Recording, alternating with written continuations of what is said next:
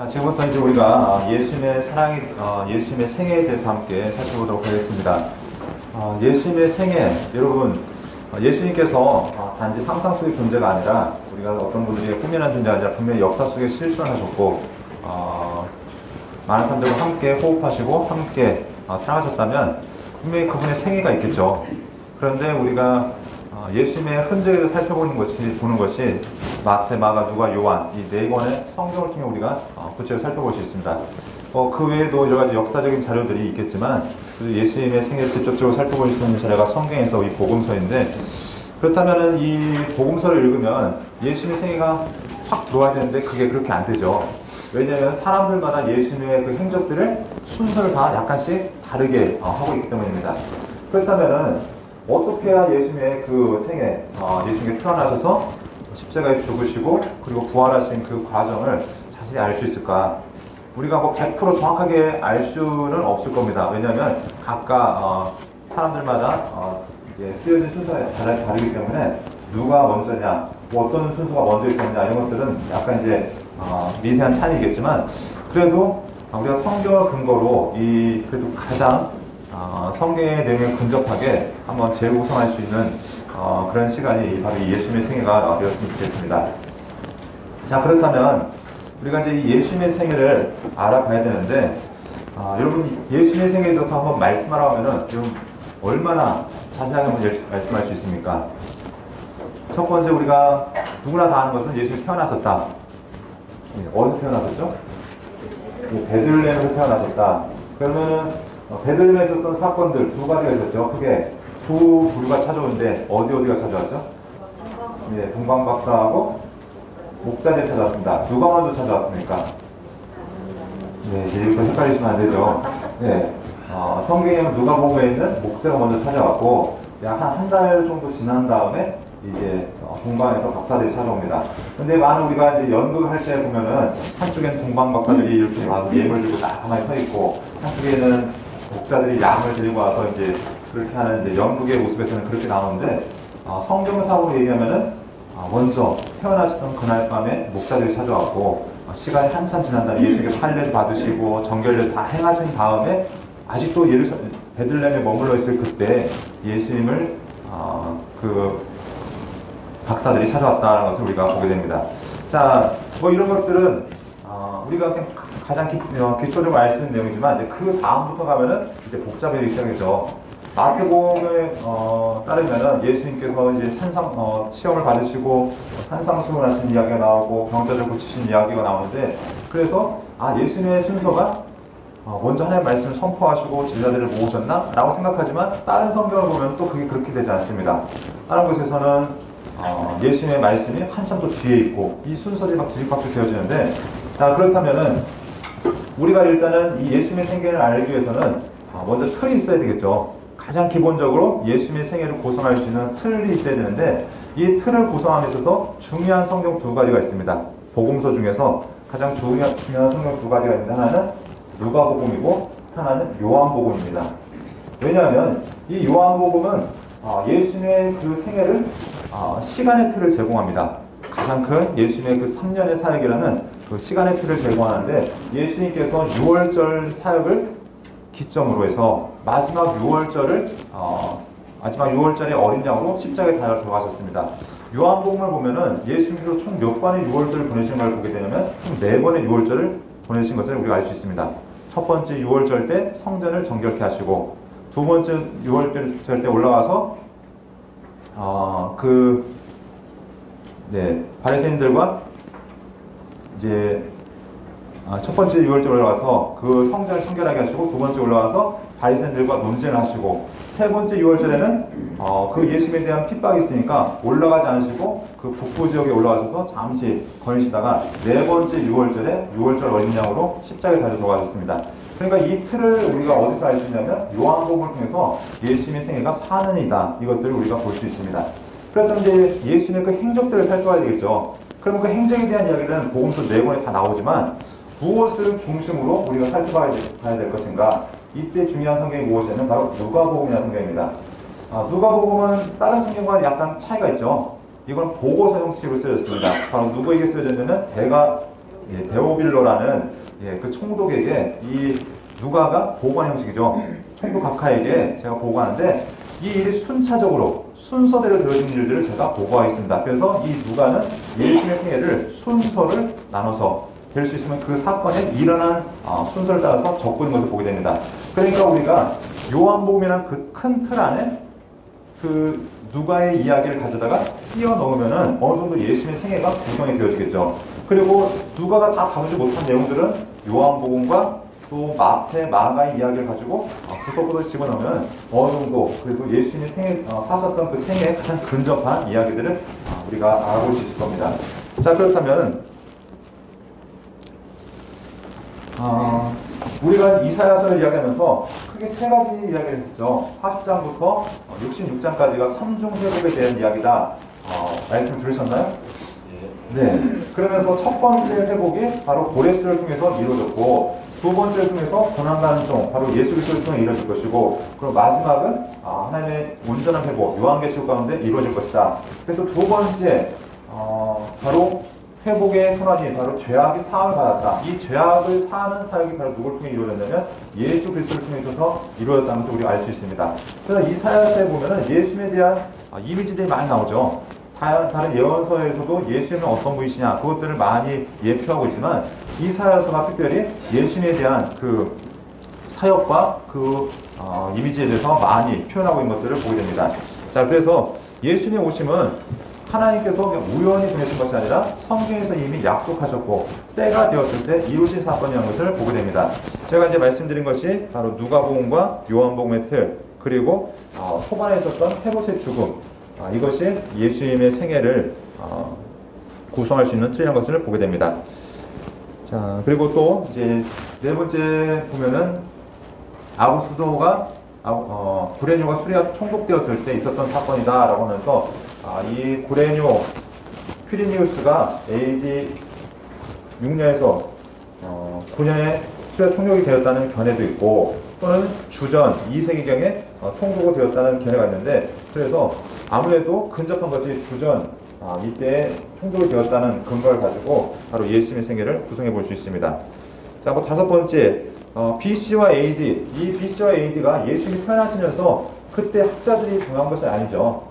훨씬 후대에 예수님이 언제 태어나셨지 하면서 이제 그 수사들 이제 당시의 종교 지도자들이 예수님의 생애를 역추적해 가다 보니까 우리가 예수님이 AD 1년에 예수님이 태어나셨어 라고 이제 정하면서 그때부터 이제 주후, 주전이 나눠지게 되는데, 학자들에 의하면은 이게 정확한 게 아니라고 하죠. 왜냐면 당시 이것을 연구한 사람이 다양한 학자들이 모여서 연구한 것이 아니라 개인이 연구했기 때문에 몇 가지 오류가 발생한 걸 보게 됩니다. 그래서 우리는 오늘날 예수님의 태어나심이 주후 1년에 태어났다고 말하지 않죠.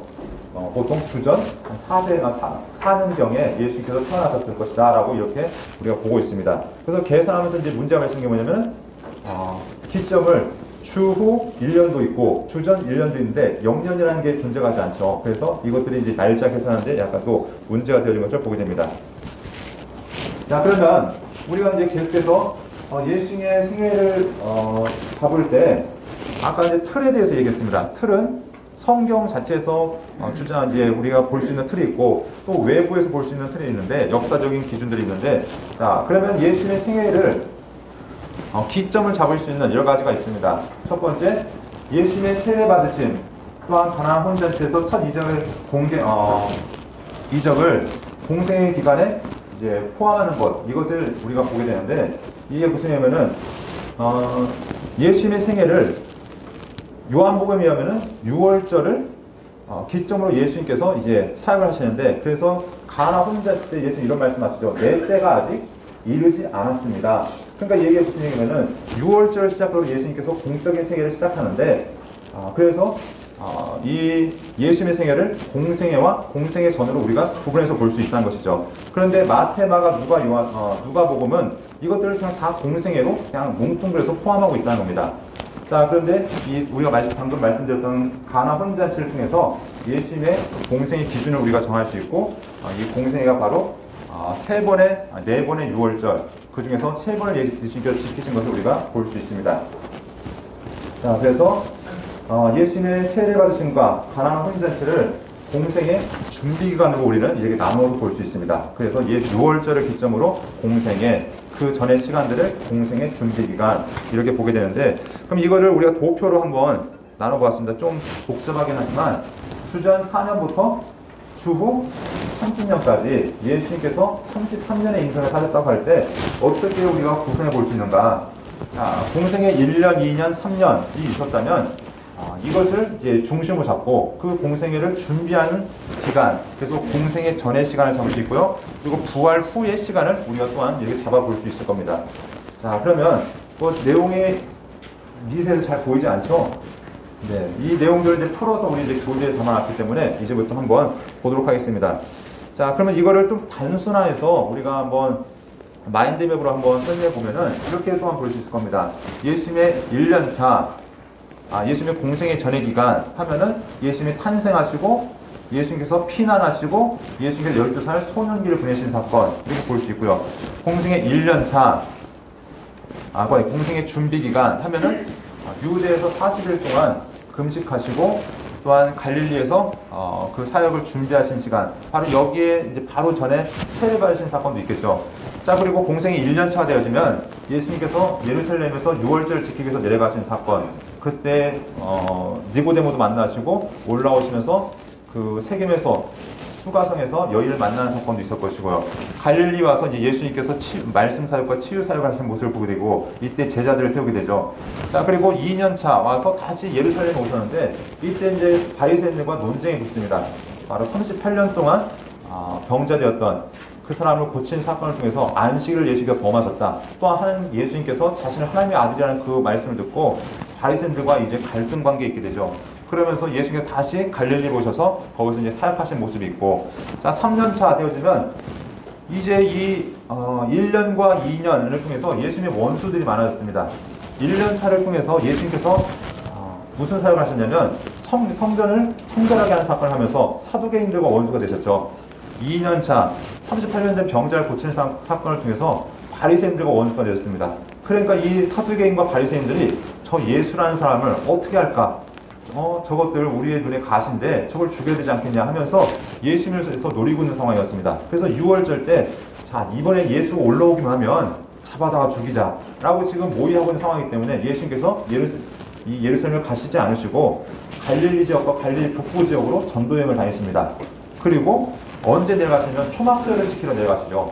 3년차에는 초막절을 지키시고 수련절을 지키시고 그러면서 나사로를 이제 살리는 사건이 있는데 이때 이 종교 지도자들의 그 위협이 아주 극대화되어집니다. 그러면서 예수님을 이제 잡아 죽이려는 상황 가운데 가룟 유다가 예수님을 팔게 되어지고, 그래서 예수님께서 이제 마지막 예루살렘 사역을 통해서 십자가에 죽으시는 그런 사건이 있게 됩니다. 자, 그리고 끝이 아니죠. 그 후에 이제 부활 사건이 있습니다. 3일 만에 부활하시고 예수님께서 예루살렘에서 제자들과 여인들을 만나시고 제자들에게 말씀하신 것을 보시면 갈릴리 가서 나를 만나자 해가지고 갈릴리로 가서 제자들과 만나시고 마지막 베드로에 사명을 주신 모습이 예수님의 전체적인 생애로 볼 수 있습니다. 자, 어느 정도 눈에 들어오시죠? 다 아는 내용들 제가 정리해드렸을 뿐이니까 모르신 내용 아무것도 없으시죠? 네, 이렇게 해서 마치면 얼마나 좋을까요? 네, 그러면은 15분 만에 다 마치게 되는데, 네, 자세한 부분 이제 풀어봐야 되겠죠. 그래서 한번, 이걸 한번 도표로 보도록 하겠습니다. 전체 보기로 한번 보면은,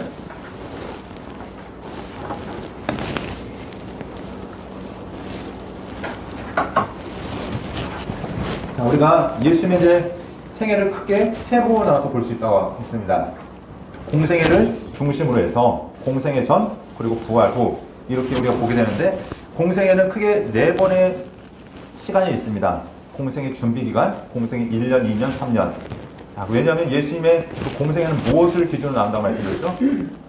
6월절. 그래서 예수님께서 몇 번의 6월절을 지키셨냐? 총 4번의 6월절을 거치시는데 직접적으로 지키신 건 3번. 이렇게 기억하시면서, 자, 이 틀을 머릿속에 넣으시고 함께 이제 보도록 하겠습니다. 자, 여러분 이제 잘 하시는 이야기 나옵니다. 탄생에 대한 이야기입니다. 예수님께서 탄생을 하시는데 이것은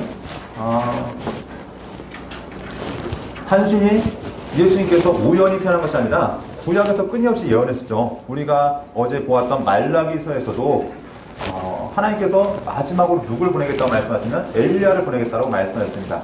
그러니까 예수님의 탄생은 누구와 밀접한 관련이 있냐면 엘리야의 사역과 관련이 있습니다. 근데 그 엘리야의 사역을 누가 했냐면 예수님보다 6개월 먼저 태어났던 세례 요한이 그 예수님의 앞길을 예비하는 엘리야의 사역을 하게 되죠. 예수님과 친척하게 했던 이 세례 요한이 예수님의 사역을 준비하면서 이제 때가 된 것을 성경 우리에게 알려주고 있습니다. 자, 그러면서 예수님의 탄생이 예고되어지는데 이것은 특별히 미가서를 통해서 예고되었죠. 미가서 5장 2절에 보면 베들레헴 에브라다야 하면서 그 베들레헴 가운데 예수님께서 태어나실 것을 예표하고 있는 것을 보게 됩니다.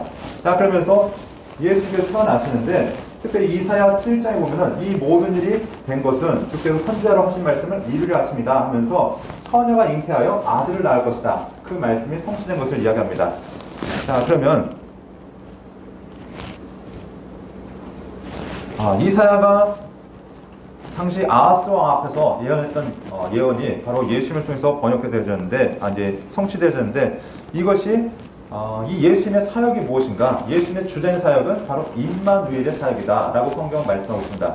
임마누엘, 우리가 지금까지 하나님께서 세상을 지으시고 또 마지막 요한계시록까지 하나님께서 이끌고 가시는 하나님의 목적이 무엇이냐? 바로 임마누엘이 하나님의 목적이라는 것을 말씀드렸습니다. 임마누엘의 뜻은 하나님이 우리와 함께 하신다.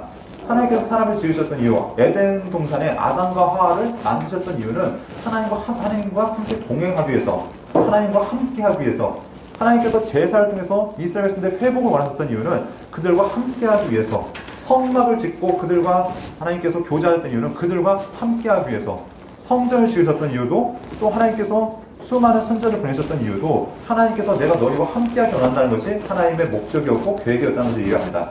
그런데 끊임없이 이스라엘 백성들은 튕겨나가는 거죠. 아닙니다. 하나님, 저희는 하나님과 함께 하기 싫습니다 하면서 세상을 향해서 또 자기의 방법을 쫓아 나갔을 때, 하나님께서 때가 되었을 때 진정으로 하나님께서 우리와 함께하기 위해서 인간의 모습을 입으시고 이 땅에 오셨다는 것입니다.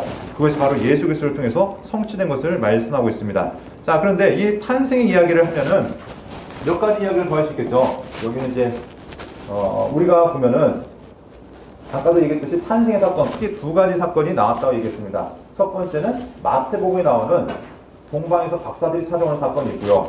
두 번째 사건은 누가복음에 나오는 그 목자들이 찾아오는 사건이 있습니다. 자, 우리가 여기서 보면은 목자들이 어떤 존재들이 목자였을까요? 당시에 목자들은 죄인 취급을 받았습니다. 왜냐면 이 목자들이 양을 치기 위해서는 안식일에도 양을 쳐야 되겠죠. 그 들판에 머물면서 양을 치기 때문에 저것들은 죄인, 안식일도 지키지 않는 것들, 이렇게 사람들이 정죄했었는데, 그런데 예수님께서 태어나셨을 그때 사람들에게 정죄받는 그 목자들이 가장 먼저 찾아왔다는 겁니다. 그것도 자기들이 알아서 찾아온 것이 아니라 천사들의 지시를 받고. 그런데 이것이 구약과 연관해서 봤으면 볼 때 이 목자들의 존재는 한 부류를 우리가 추정해 볼 수 있습니다. 구약에 보면은 레갑 자손이라는 사람들이 나오는데, 여러분 예레미야에서 나왔죠. 네, 그리고 예후가 종교개혁을 일으킬 때 예후가 그 아합의 모든 집안을 멸할 때 같이 동행했던 것이 그 레갑 자손이었습니다. 자, 그런데 이 레갑 자손에게 주어진 명령이 무엇이냐면 너희는 집을 짓지 말고 너희의 소유를 갖지 말고 평생 양치며 살아라. 그런데 그들이 거주했던 지역이 어디였냐면 이 베들레헴 인근이었습니다. 그러니까 하나님 말씀을 따라서 그들이 정결하게 거룩하게 살았던 그들을 예수님의 탄생 가운데 가장 먼저 손님으로 초대했던 것이죠.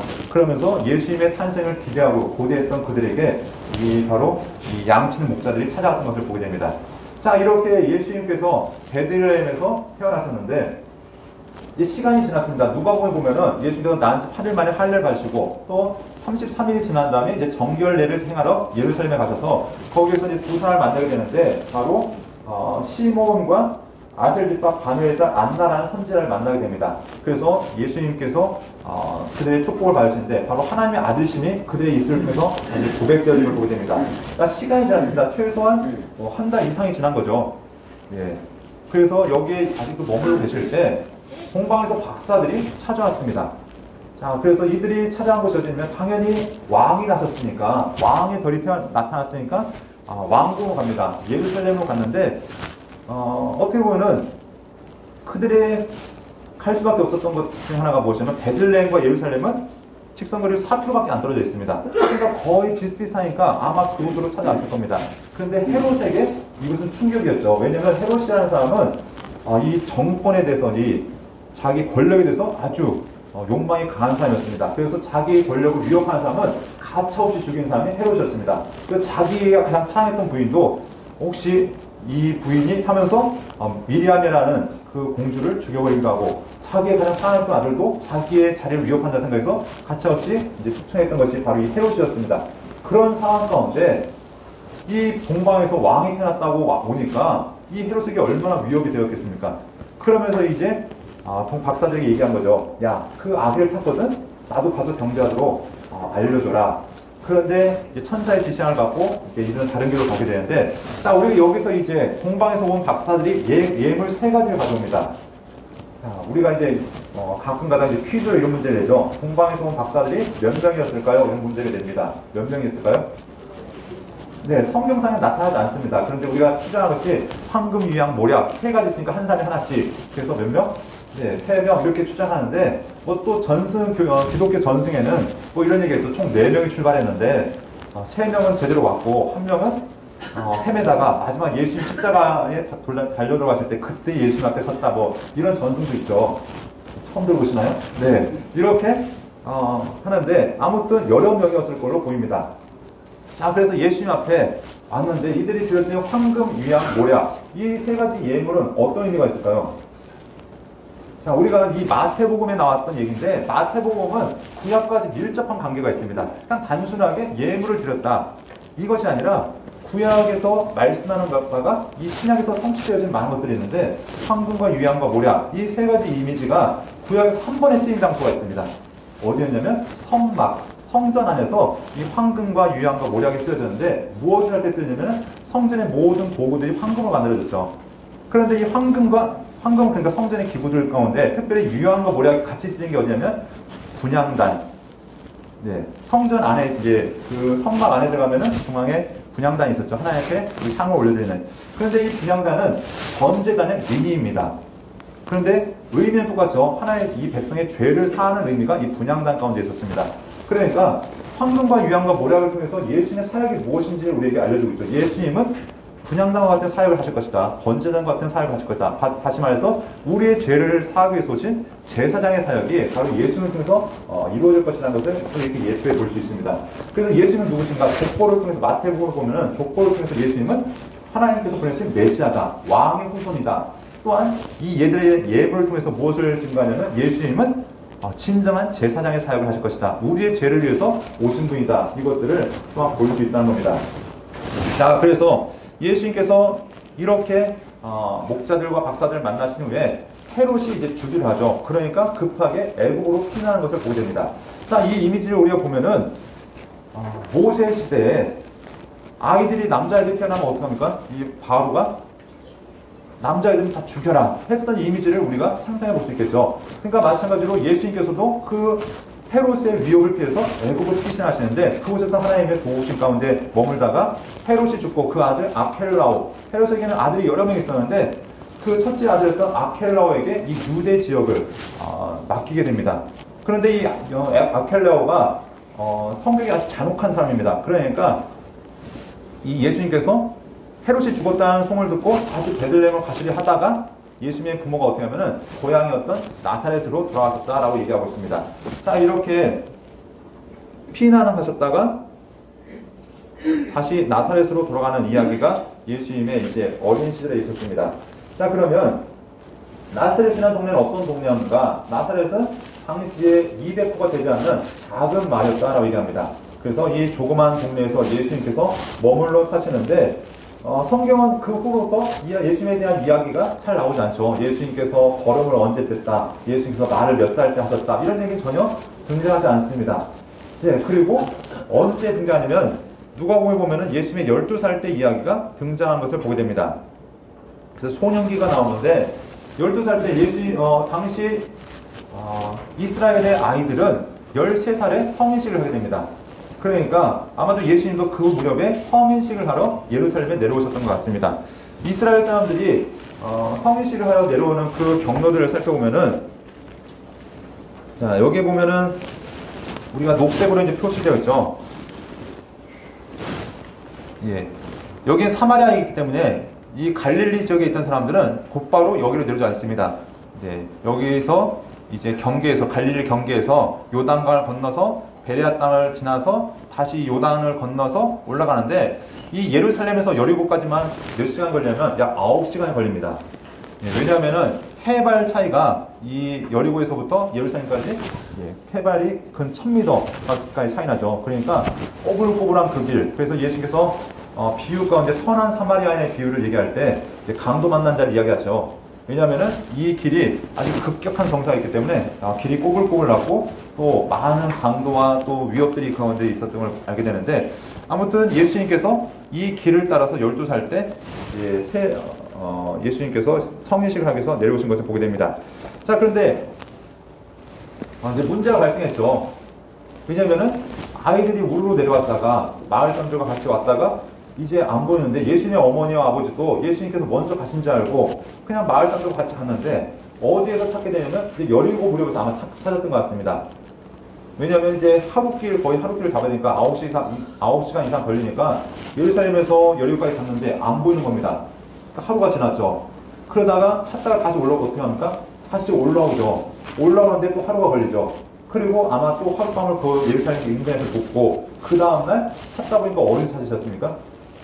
예, 성전에서 찾고 있는 거죠. 이제 찾게 되신 거죠. 그때 예수님께서 하셨던 말씀, 예수께서 이르시되 어째 나를 찾으셨나이까? 내가 아버지 집에 있어야 될 줄을 알지 못하셨나이까? 그러니까 예수님께서 자신의 정체성을 분명하게 알고 계신 거죠.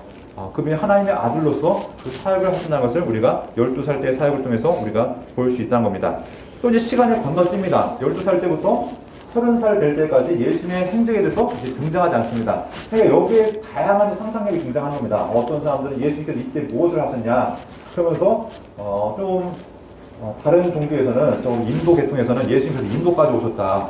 네. 그래서 과거에 그게 한참 유행이었죠. 예수님께서 인도에 오셔가지고 거기서 부처의 제자가 돼서 부처 이제 그 직전 제자는 아니지만 그 사상을 배웠다. 왜냐하면 구약에 나오는 하나님과 신약에 나오는 예수님의 그 사랑은 도저히 비교할 수가 없다.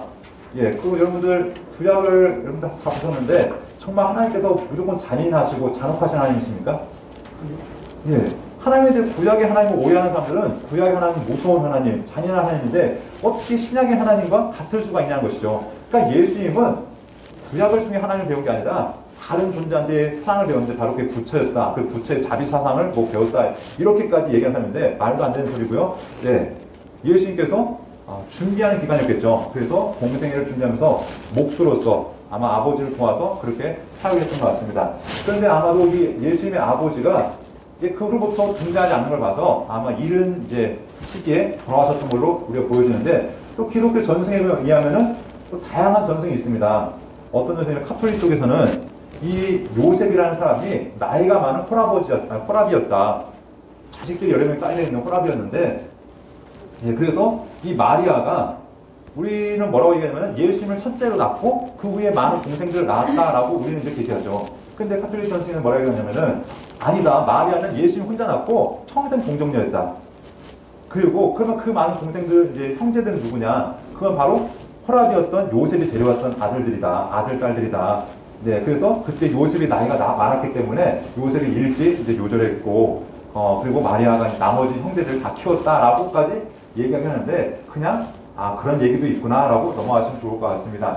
자, 예수님의 공생의 준비 기간 어떤 사역들이 있었냐면 바로 세례 요한에게 세례를 받으십니다. 자, 아까도 말씀드렸지만 세례 요한의 사역은 엘리야의 사역이었습니다. 그러니까 이 세례 요한은 구약의 마지막 선지자로서 사역을 감당하게 된 것이죠. 왜냐하면 새로운 시대가 누굴 통해 열리냐면 예수님을 통해서 신약의 시대가 열리기 때문에 이 세례 요한은 비록 복음서에 등장하긴 하지만 어떤 선지자면 구약을 마무리하는 선지자로서 이 세례 요한의 사역이 시작되어집니다. 자, 그가 이 세례 요한이 사역하게 되는데 바로 갈릴리 인근에서 요단강을 중심으로 사역하면서 예수님의 사역의 기틀을 준비해 놓습니다. 그래서 이 세례 요한이 제자들도 불러서 미리 훈련시켜 놓고 또 사람들에게 죄사함의 세례를 선포하면서 예수님의 앞길을 준비하는 것을 보게 됩니다.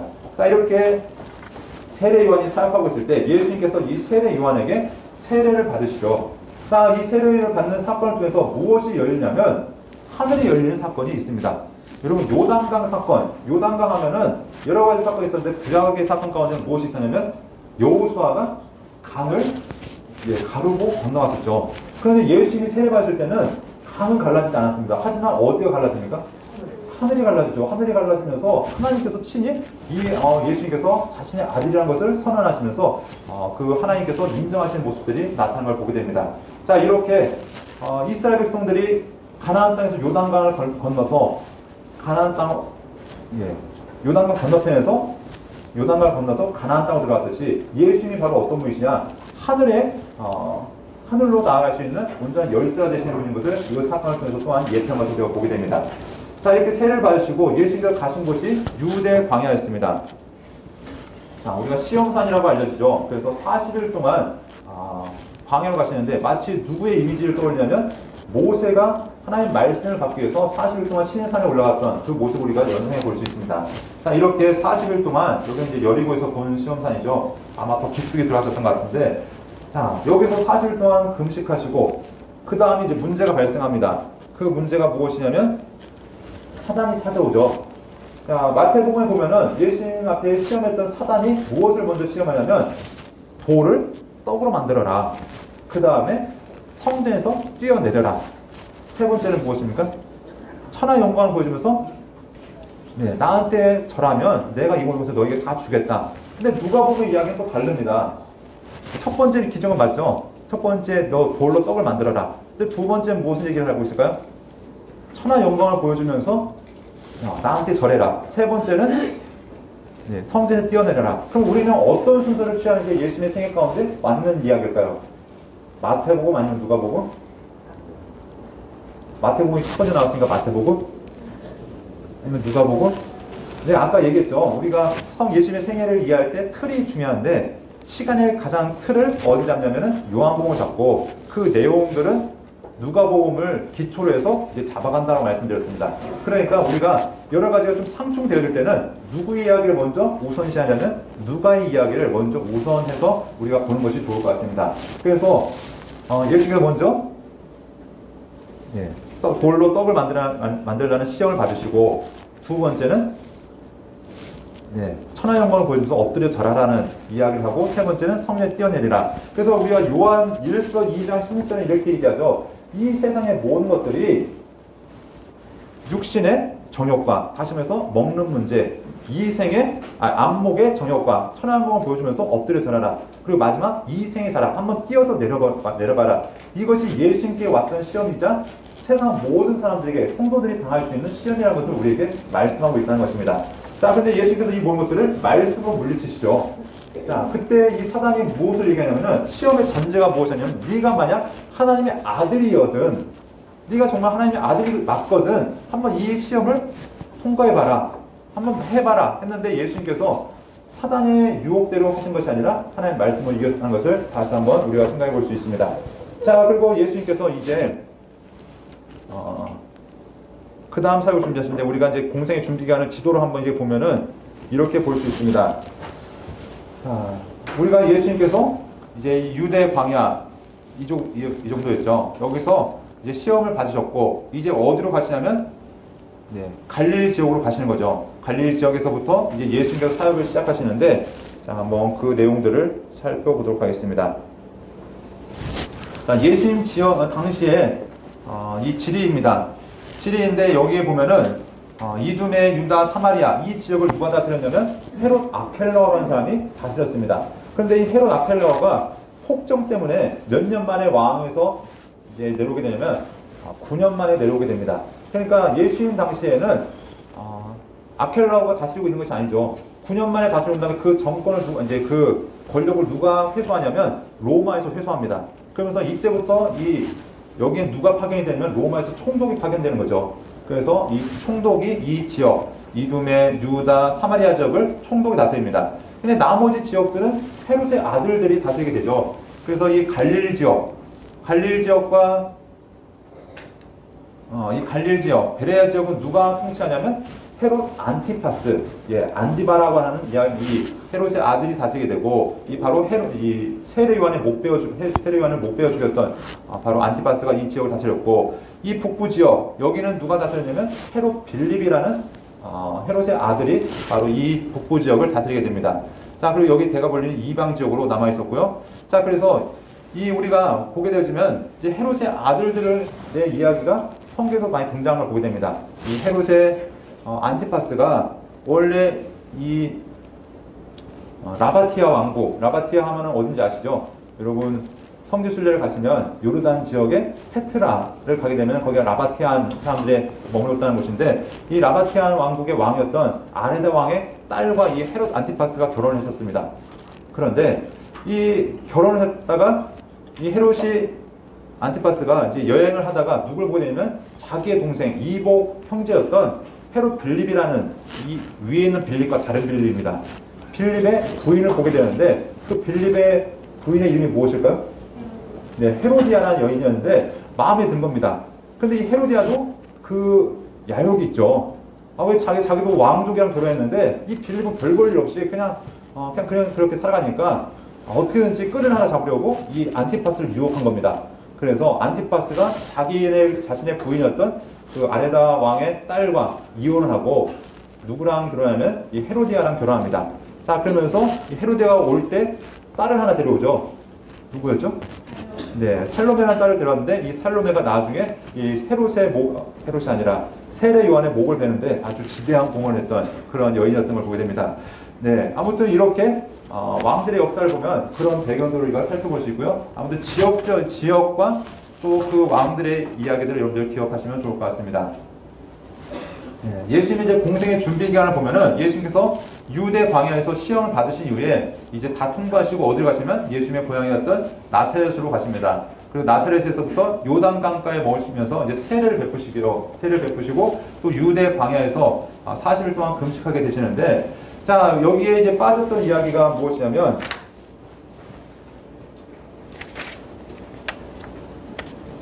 네, 우리가 잠시 빼놓은 이야기가 갈릴리 지역에서 여기 에논이라는 지역, 에논이 어디나 이 지역에서 바로 누굴 만나시게 되냐면 네, 이 안드레, 베드로, 빌립, 나다나엘이라는 4명의 제자를 만나시게 됩니다. 그러니까 유다 광야에서 40일 동안 금식하신 다음에 이제 올라가시면서 바로 이 4명의 제자를 만나시는데, 요한복음에 보면은 이 이야기가 나오고 있죠. 빌립이 나다나엘한테 가서 야, 성경에서 이해하는 우리가 메시아를 만났다. 그랬더니 어디 출신인데? 했더니 어디 출신이래요? 예, 나사렛 출신이라고 했더니 야, 나사렛에서 무슨 선한 게 나겠냐, 갈릴리에서 무슨 선한 게 나겠냐 라고 얘기합니다. 그랬더니 빌립이 와 보라 하면서 초청하죠. 그때 예수님께서 무슨 얘기를 하십니까? 자, 보라, 이는 참으로 이스라엘 사람이라 그 속에 간사한 것이 없다. 그랬더니 이 나다나엘이 아니 저를 어떻게 하십니까? 그랬더니 내가 무화과나무 아래 있을 때 내가 보았다 했더니 뭐라고 고백합니까? 와, 당신은 네, 하나님이십니다 하면서 하나님의 아들이시고 이스라엘의 임금입니다. 그랬더니 야, 내가 이거 보고 놀라냐 하면서 하늘이 열리고 하나님의 사자들이 인자 위에 오르락내리락 하는 것을 보게 될 것이다. 이런 얘기를 하십니다. 예, 선문답 같죠? 이게 도대체 무슨 얘기인지, 무슨 의미인지. 그런데 이것은 구약을 생각하지 않으면 연상될 수 없는 말씀입니다. 이게 무슨 얘기냐면은 이런 뜻이죠. 예수님께서 나다나엘을 보고 이렇게 얘기합니다. 너는 참으로 이스라엘 사람이다. 그 속에 간사한 것이 없다. 여기서 이제부터 여러분 떠올려야 되는 이미지는 누구냐면 야곱의 이미지입니다. 야곱의 이름의 뜻이 무엇이죠? 속이는 자, 간사한 사람. 그러니까 무슨 얘기냐면 너는 간사한 사람이 아니야. 야곱 같은 사람이 아니라 변화된 이스라엘 사람 같은 사람이야. 하나님께 택함받은 아들이야. 그랬더니 하나님, 주님께서 저를 어떻게 하십니까?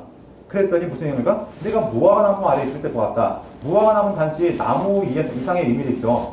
무화과나무는 이스라엘을 상징하는 나무고, 상징하는 의미고, 무화과나무에서 기도했다는 것은 이스라엘의 회복을 위해서 기도하는 신실한 자라는 것을 이야기하고 있습니다. 그랬더니 아니 주님, 저의 그 모든 삶을 아시는, 저의 마음을 아시고 저의 삶을 아시는 당신은 정말로 하나님의 아들이십니다 라고 했더니 야, 이것 가지고 놀라냐 하면서 하신 말씀이 무엇이죠? 하늘이 열리고 하나님의 사자들이 인자 위에 오르락내리락 하는 것을 보리라. 또 누구랑 연결시킬 수 있죠? 야곱은 단순히 꿈속에서 하늘이 열리고 사닥다리 가운데 천사들이 왔다 갔다 하는 것을 보았지만, 그 사다리 역할이 바로 누구냐면 예수님을 통해서 그 모든 것들이 이루어질 것이다. 그러면서 이 나다나엘을 예수님의 제자로 초청하는 모습을 볼 수 있습니다. 자, 이렇게 나다나엘을 만나신 다음에 이제 갈릴리 가나의 혼잔치에 참여하시죠. 성경 보면 셋째 날이라고 이야기하고 있습니다. 이스라엘 사람들은 우리는 월, 화, 수, 목, 금, 토, 일 하는데 이스라엘 사람들에게 셋째 날은 언제일까요? 네, 화요일. 왜냐면 안식일이 토요일 날이 그들에게 마지막 날이고 다시 이제 주일부터 첫날, 둘째 날, 셋째 날이니까 화요일 날인데 이 셋째 날, 우리를 따지면 화요일 날은 그들에게 있어서 정말 기일입니다. 왜냐하면 하나님께 세상을 지으셨을 때 셋째 날 보시기에 좋았다. 몇 번 얘기하시면 2번을 얘기하십니다. 그러니까 사람들이 볼 때는 이 날은 우리나라 따지면 손이 없는 날, 복된 날. 그래서 잔치도 이날 가장 크게 하는 그런 날입니다. 그런데 이날 무슨 일이 발생했냐면 포도주가 뚝 떨어진 거죠. 가장 기쁘고 즐거운 날 포도주가 떨어지니까 예수님께서 어떻게 하시냐면 물로 포도주를 만드는 사건이 있습니다. 그런데 이때 여기서 이제 여러 가지 사건을 봐야 되는데 그냥 만드신 것이 아니라 정결례에 쓰는 항아리. 하지만 이거는 옛 율법을 상대합니다. 이것을 예수님께서 어떻게 하십니까? 말씀으로 완전히 바꾸시죠. 네, 물을 더 좋은 물로 바꾸신 것이 아니라 그 성질, 속성을 완전히 바꿔버리십니다. 그러니까 예수님을 통해서 이루어질 시대가 무슨 시대인가? 율법에 매여있는 시대가 아니라 은혜로서 사람들을 구원하는 시대가 될 것을 이야기하고 있는 것입니다. 자, 이 사건은 또한 구약 속에서 마라의 물 사건을 우리가 연상해 볼 수 있겠죠.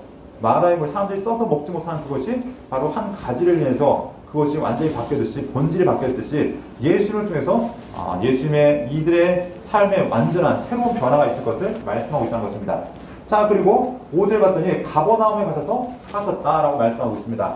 여러분, 예수님께서 단순히 가버나움에 가신 것이 아니죠. 이 가버나움이라는 동네는 중요한 의미가 있습니다. 가버나움, 무슨 뜻일까요? 성경 보면 우리가 구약에서 나훔이라는 선지자를 우리가 보았습니다. 나훔, 무슨 의미가 있었죠? 위로. 네, 가버나움은 위로의 마을이라는 의미를 가지고 있습니다. 그러니까 예수님께서 가버나움에 가서 사신 이유가 무엇이냐면 이 갈릴리 지역은 과거부터 외세 침략이 가장 많았던 지역이죠. 왜냐하면 도로가 관통하기 있기 때문에 이 대륙을 관통하는 아프리카로 가기 위해서 또한 그 사방 지역을 가기 위해서 중요한 도로들이 뚫렸기 때문에 반대로 얘기하면 외세 침략이 아주 심각했던 지역이 이 갈릴리 지역이었습니다. 그래서 당시에 갈릴리 하면은 단, 납달리, 스불론, 아셀, 이사갈 다양한 민족들이 있었는데 다들 외세의 침략에 의해서 아주 고통받는 지역이었습니다. 그곳에서 그렇기 때문에 이 지역은 단지 순수한 유대인들이 머물러 있는 것이 아니라 이방인들과 함께 머물러 있는 지역이죠. 그래서 예수님께서 이 지역에 있으면서 유대인들을 구원하실 뿐만 아니라 이방인들에게도 복음을 전하는 복음의 전초기지가 되었고 또한 그들을 위로하기 위해서 그곳에 자리를 잡고 사역을 하시는 것을 우리가 알 수 있습니다. 자, 그러면 이 내용을 함께 보았고요. 네, 예수님의 첫 제자들 안드레, 베드로, 빌립, 나다나엘 이런 얘기가 있었고요. 우리가 여기서 좀 생각해 보면은 예수님께서 제자들을 불렀을 때 제자들은 예수님과 24시간 함께 했을까요? 네, 우리가 생각하면은 3년 동안 예수님을 졸고 따라다녔을까야 생각하지만 많은 학자들이 무슨 얘기를 하면은 아니었을 거다. 이들이 아무래도 직업이 있었고 가족들이 있었기 때문에 가족의 생계를 책임지지 않으면 책임질 사람이 없잖아요. 당시에 여인들이 할 수 있는 일이 없었기 때문에 주된 갈릴리 지역에 계실 때는 예수님과 함께 동행하지만 그 일이 끝나면 아마도 자기 집에 들어가서 자기의 생계를 책임지지 않았을까라고 많은 학자들이 얘기합니다. 그 우리가 무엇을 통해 알 수 있냐면 이 4명의 제자를 만나지만 이 예수님의 제자들이 곧바로 예수를 쫓아간 게 아니죠. 다시 이들은 어디 가냐면 고기 잡으러 갑니다. 왜냐면 자기 일을 해야 되기 때문에. 그러다가 우리가 다른 복음서에 보면 어떻게 합니까? 고기를 하루 종일 못 잡고 있을 그때 예수님께서 다시 오셔서 야, 깊은 곳에 금을 던져라 할 때 그들이 완전히 결단하고 예수님을 따라갔던 것을 보게 됩니다. 자, 그래서 예수님의 제자들에 대한 이야기 했었고요. 가나 혼인잔치 이것도 우리가 이야기했고요. 자, 이제 공생의 1년차 이야기입니다. 자, 공생의 1년차 우리가 큰 지역을 알아야 되는데요. 1년차는 우리 보면은 예루살렘과 갈릴리 이렇게 나와 있습니다. 예수님께서 주된 사역은 어디서 하셨냐면 갈릴리 지역에서 주된 사역을 하셨습니다.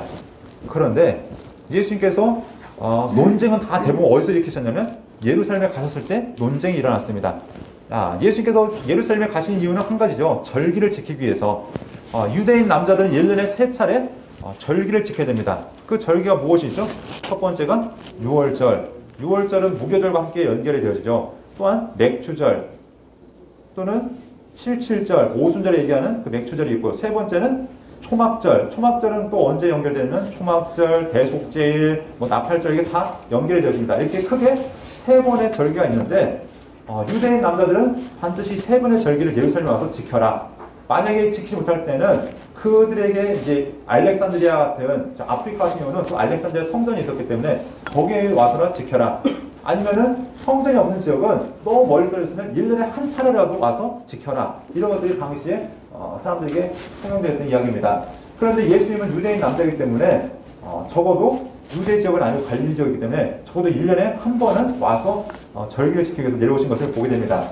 그 절기가 무엇이었냐면 바로 6월절이었는데 바로 6월절 중에서 예수님의 사역이 이제 시작되는 것을 우리가 알 수 있죠. 그래서 이 6월절에 예루살렘에 가셨다가 얼마나 머무시냐면 약 한 8개월 정도를 머무셨다라고 이야기합니다. 그리고 8개월 사역을 마치시고 다시 갈릴리로 돌아가시는데 어떤 내용이 있었는지 한번 보도록 하겠습니다. 먼저 가버나움에서 예루살렘으로 내려가십니다. 내려가는 경로는 유대인이라면 누구나 다 사마리아 지역을 통과하지 않죠. 우리 사마리아 지역을 일컫는 다른 말이 있습니다. 사마리아 사람을 일컫는 다른 명칭. 혹시 중만한 시대에 언급하셨나요? 예, 구다인이라는 얘기를 들어보셨나요? 네. 우리 요세푸스의 글에 의하면은 이 사마리아 지역 사람들을 뭐라고 불렀냐면 구다인이라고 불렀습니다. 예, 왜 이 뜻이 뭐냐면 구다에서 데려온 사람들. 그러니까 이 아수르가 살만했을 때 이 722년에 이 아수르가 예루살렘 성을 사마리아를 완전히 이제 멸망시킨 다음에 이 사마리아 사람들을 완전히 이주정책을 하죠. 몇만 명의 약 2만 5천 명인가요? 사람들을 데려다가 타 지역에 데려다 놓고 구다라고 하는 지역에 있는 사람들을 데려다가 이 사마리아에다 데려다 놓습니다. 그리고 완전히 혼혈 정책을 펴고 종교도 완전히 새롭게 바꿔버립니다. 예, 거짓 종교를 만들어버렸는데 자 이렇게 하다가 살다 보니까 전염병이 도는 겁니다. 그러니까 어떻게 하냐면은 그 아수르에서 야 안 되겠다 이 지역 자체가 옛날부터 하나님을 섬겼던 지역이니까 야 여기에 맞는 제사장을 세워라 해서 아무튼 유사 종교를 세우게 되죠. 그래서 사마리아 종교가 이 가운데 세워지게 됩니다. 자 이렇게 하면서 이 사마리아와 유다가 이제 계속 갈등 관계에 있죠. 보면은 우리가 그 포로 후기부터 보면은 계속 갈등 관계가 있는데 중간사를 거치면서도 이제 문제가 발생하는 걸 보게 됩니다. 힐카누스 때에도 이 힐카누스가 어떻게 합니까? 사마리아 사람들을 어망을 죽이죠. 성전을 파괴하고 그래서 갈등 관계에 있었기 때문에 서로 상종을 하지 않는 그러니까 우리가 생각할 때 사마리아 사람은 단지 혼혈된 이스라엘이 아니라 완전히 다른 민족이었을 수도 있다. 그러니까 지역만 사마리아 살고 있지. 그러니까 서로 상종을 하지 않는 겁니다. 자, 그렇기 때문에 예수님께서 이 갈릴리에서 내려오실 때는 어떻게 하면은 여기에서 요단강을 건너시는 겁니다. 사마리아를 거치지 않고 요단강을 건너셔서 쭉 이 베레아 지역까지 오셔서 여기서 여리고를 거쳐서 9시간을 거쳐서 예루살렘까지 올라가시는 그 경로를 거치셨을 것이다. 그러니까 적어도 빨리 가면 3일, 일반적으로 4일 정도 걸리는 거리를 이렇게 다니셨을 거로 보이고 있습니다. 근데 속히 가기 위해서는 이 지역을 가시면은 산등성이로 족장들의 길이라고 얘기하는 산등성이를 가면은 적어도 한 이틀이면 갈 수 있는 최단 거리가 되겠죠. 그래서 이런 경로를 여러분 기억해 주시면 좋을 것 같고요. 자, 그래서 예수님께서 예루살렘에서 사마리아를 여기 이제 사마리아 가버나움에서 예루살렘에 오셨다가 여기서 이제 올라가실 때 어떻게 하시죠? 8년 정도 머무신 다음에 사마리아를 거쳐서 올라가십니다. 올라가면서 수가는 그 성경의 이제 구약의 명칭으로는 세겜성이라고 볼 수 있습니다.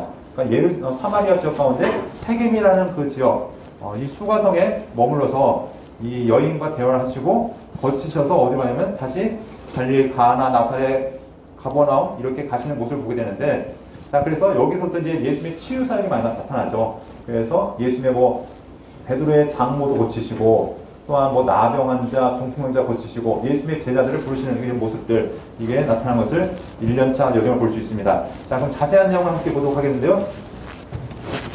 1년차 내용을 보면은 예수님께서 예루살렘에 내려가셨습니다. 내려가셔서 성전을 청결하게 하는 사건이 있는데 자 요한복음은 이 사건을 언급하고 있죠. 다른 성경들은 예수님께서 성전 청결 사건을 언제만 다루시냐면은 예수님께서 마지막 6월절을 지키러 올라가셔서 그때 성전을 완전히 뒤집어 엎으시고 마지막 십자가에 달려 돌아가신 이야기를 하는데 요한복음은 그 이전에 이미 이 사건이 있었다는 걸 이야기하고 있습니다. 그러니까 성전을 뒤집어 엎은 사건이 한 번이 아니라 두 번이다. 예수님의 사역을 처음 시작하면서 먼저 이런 사건이 있었는데, 그래서 2장에 보면은 유대인의 유월절에 가까운지라 예수께서 예루살렘에 올라가셨더니, 그래서 그 속에서 사람들이 성전 안에서 그 소와 양과 비둘기 파는 사람들의 이 모든 것들을 다 뒤집어 엎으셨다. 왜 그런지는 여러분 중간사 시대 때 언급하셨죠? 갑자기 제 얼굴 쳐다보시는 이유가 안 하셨다는 얘기인가요? 자, 우리 보면은 당시 사두개인들이 전통적으로는 사두개인이라는 말 자체가 사독의 후예들이라는 말을 갖고 있습니다. 사독은 제사장이었죠. 그래서 이렇게 전통적으로 쭉 내려오는데 이게 중간사 시대를 거치면서 바뀌게 됩니다. 어떻게 되면은 돈을 주고 성직을 매매하기 시작하는 거죠. 그래서 이 당시에 보면 대제사장의 이 직분을 사기 위해서 로마에 많은 돈을 들여가지고 그 직분을 사는 겁니다. 그렇기 때문에 원래대로 하면은 대제사장은 당대에 몇 명만 있어야 되면 한 명만 있어야 됩니다. 대제사장이 죽어야 그 다음 후계자가 대제사장을 이어야 되는데, 예수님 때가 되면은 안나스라는 사람도 있고 가야바라는 사람도 있고 대제사장이 여러 명이 존재하죠.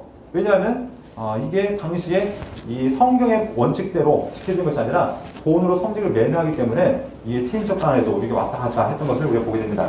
자, 그렇기 때문에 어마어마한 돈을 들여서 성직을 매매하기 이제 사왔기 때문에 이 본전을 뽑아야 되잖아요. 그러면 이 제사장의 권한이 무엇이냐면 재물을 검수하는 사명이 제사장의 사명인 겁니다. 재물을 하나님께 가져왔을 때 이 부정한 재물을 하나님께서 받지 않으시죠. 그러니까 제사장이 이 재물이 정결하다라는 판단을 해줘야 되는데, 처음엔 이것들이 구약에서는 잘 이루어졌겠죠. 그런데 신약시대에 넘어오면서 이들이 이것이 이익의 이제 근거가 되어진 겁니다. 사람들이 재물을 가져오면은 어떻게 하면은 이거 문제 있는데 탈락하면 어떻게 하는 겁니까? 그 재물 더 이상 쓸 수 있습니까? 못 씁니까? 못 쓰는 거죠. 그러면 다시 새롭게 재물을 구해야 되는 겁니다. 이 사람들이 보통 재물을 들기 위해서 저 갈릴리에서부터 양을 끌고 3박 4일 이상을 거쳐서 가져왔는데, 탈락하면 다음부터 가지고 싶은 마음이 있을까요? 없겠죠. 그런데 이 제사장들이 소개하는 겁니다. 야, 거기 건너편 가봐. 거기 그러면은 거기 좋은 물건이 있으니까 그거는 다 하자가 없어. 그건 무조건 100% 합격이야. 그러니까 더 이상 사람들이 재물을 가져오질 않는 겁니다. 그리고 어떻게 해요? 성전 인근에서 사기 시작하는데, 처음엔 성전 인근에서 장사판이 벌어졌던 것이 점점 어떻습니까? 성전 안으로 들어온 거죠. 뜰 안으로. 그러면서 또 성전에 드려지는 헌금은 절대 로마의 돈으로 드려질 수 없습니다. 유대인의 돈으로 환전을 해야 이것을 하나님 앞에 드릴 수 있기 때문에, 세겔이라는 단위로 환전을 해야 되기 때문에 어떻게 하냐면, 또 역시 사람들이 그 성전 인근에서 이제 환전을 하다가 이것도 역시 성전 안쪽으로 들어오는 거죠. 그래서 그 유대인의 이방인의 뜰, 아니면 이런 뜰 안에서 이것들이 장사가 이루어지고 환전이 이루어지는 겁니다. 그때 예수님께서 오셔서 이것들을 다 뒤집어 엎으면서 무슨 얘기를 하시죠? 우리 한번 보도록 하겠습니다. 자, 16절 말씀 함께 보겠습니다. 시작.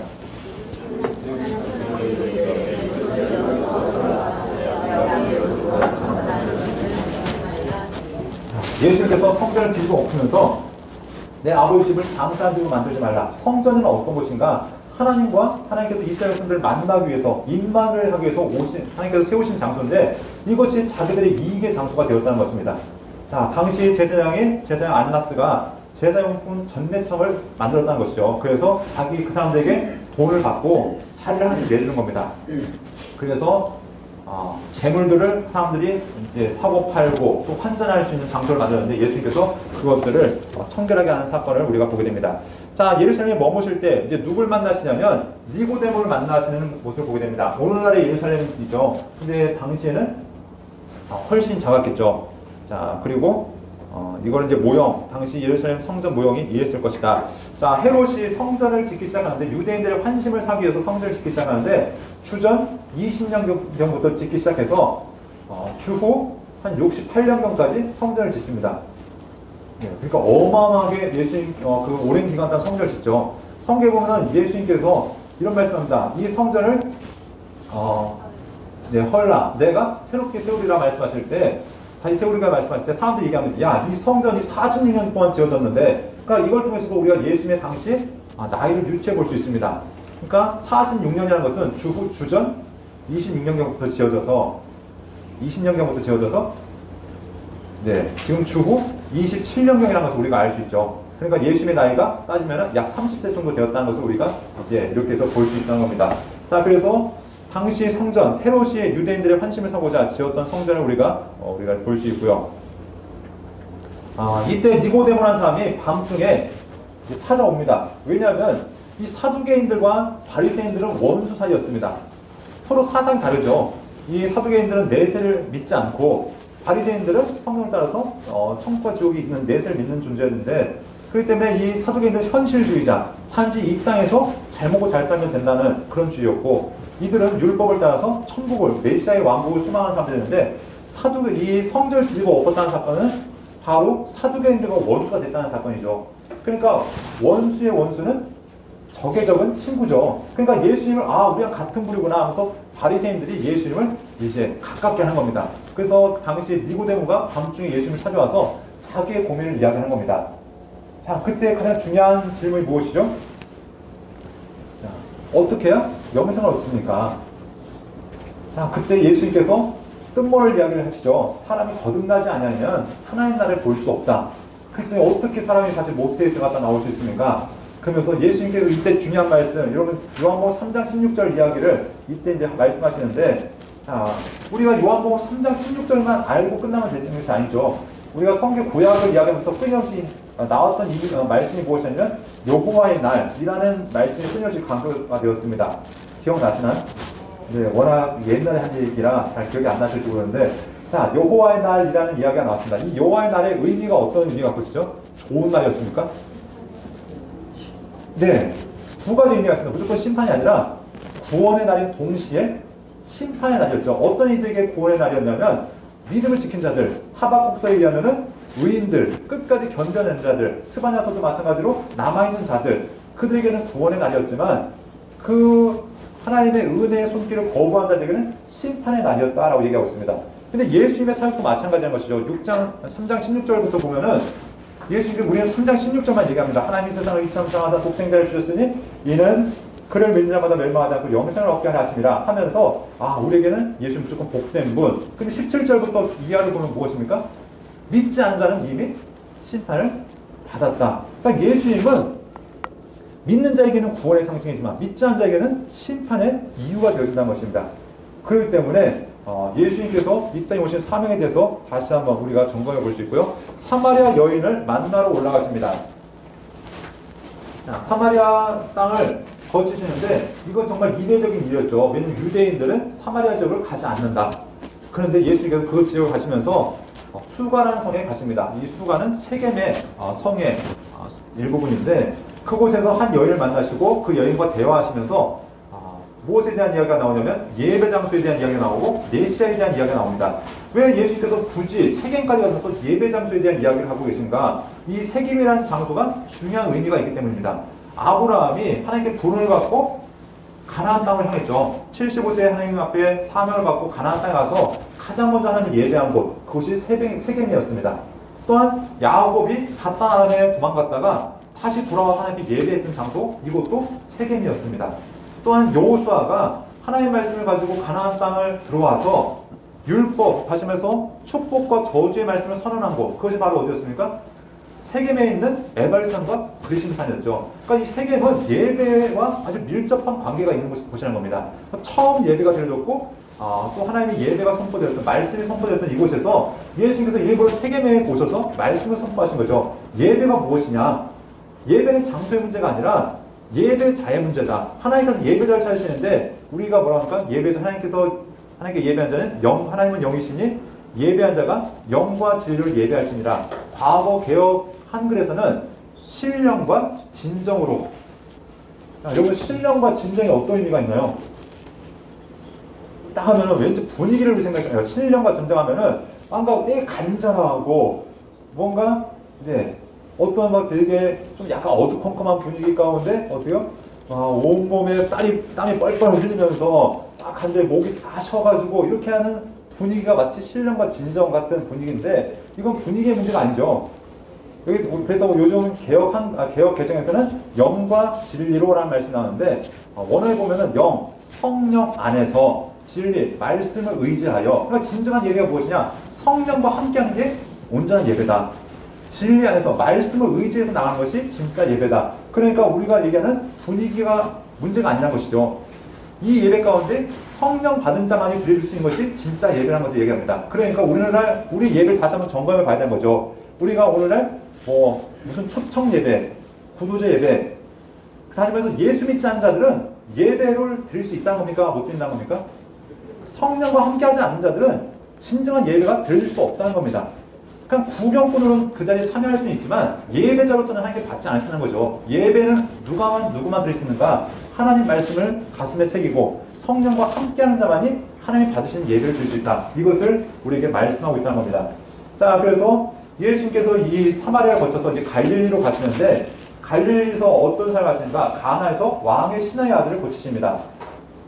자, 그리고 나사렛에서 이제 배척을 받으시죠. 이때 유명한 사건이 있습니다. 예수님께서 누가 보면 사명선언문을 읽으시죠. 이사야서 말씀을 읽으시다가 사람들이 예수님을 배척하셔서 예수님을 이제 낭떠러지 밀어서 죽이려 하는데 예수님께서 피난하시고 이제 어디로 가시면 가버나움 위로의 동네라는 곳에 가셔서 여기서 이제 말씀을 선포하기 시작합니다. 자, 가버나움이라는 곳에서 제자들을 부르시고 다시 부르신 거죠. 흩어졌던 제자들을 부르시고 갈릴리 복음 전파를 이제 시작하십니다. 그래서 가버나움에서 이제 사역이 시작되어지는데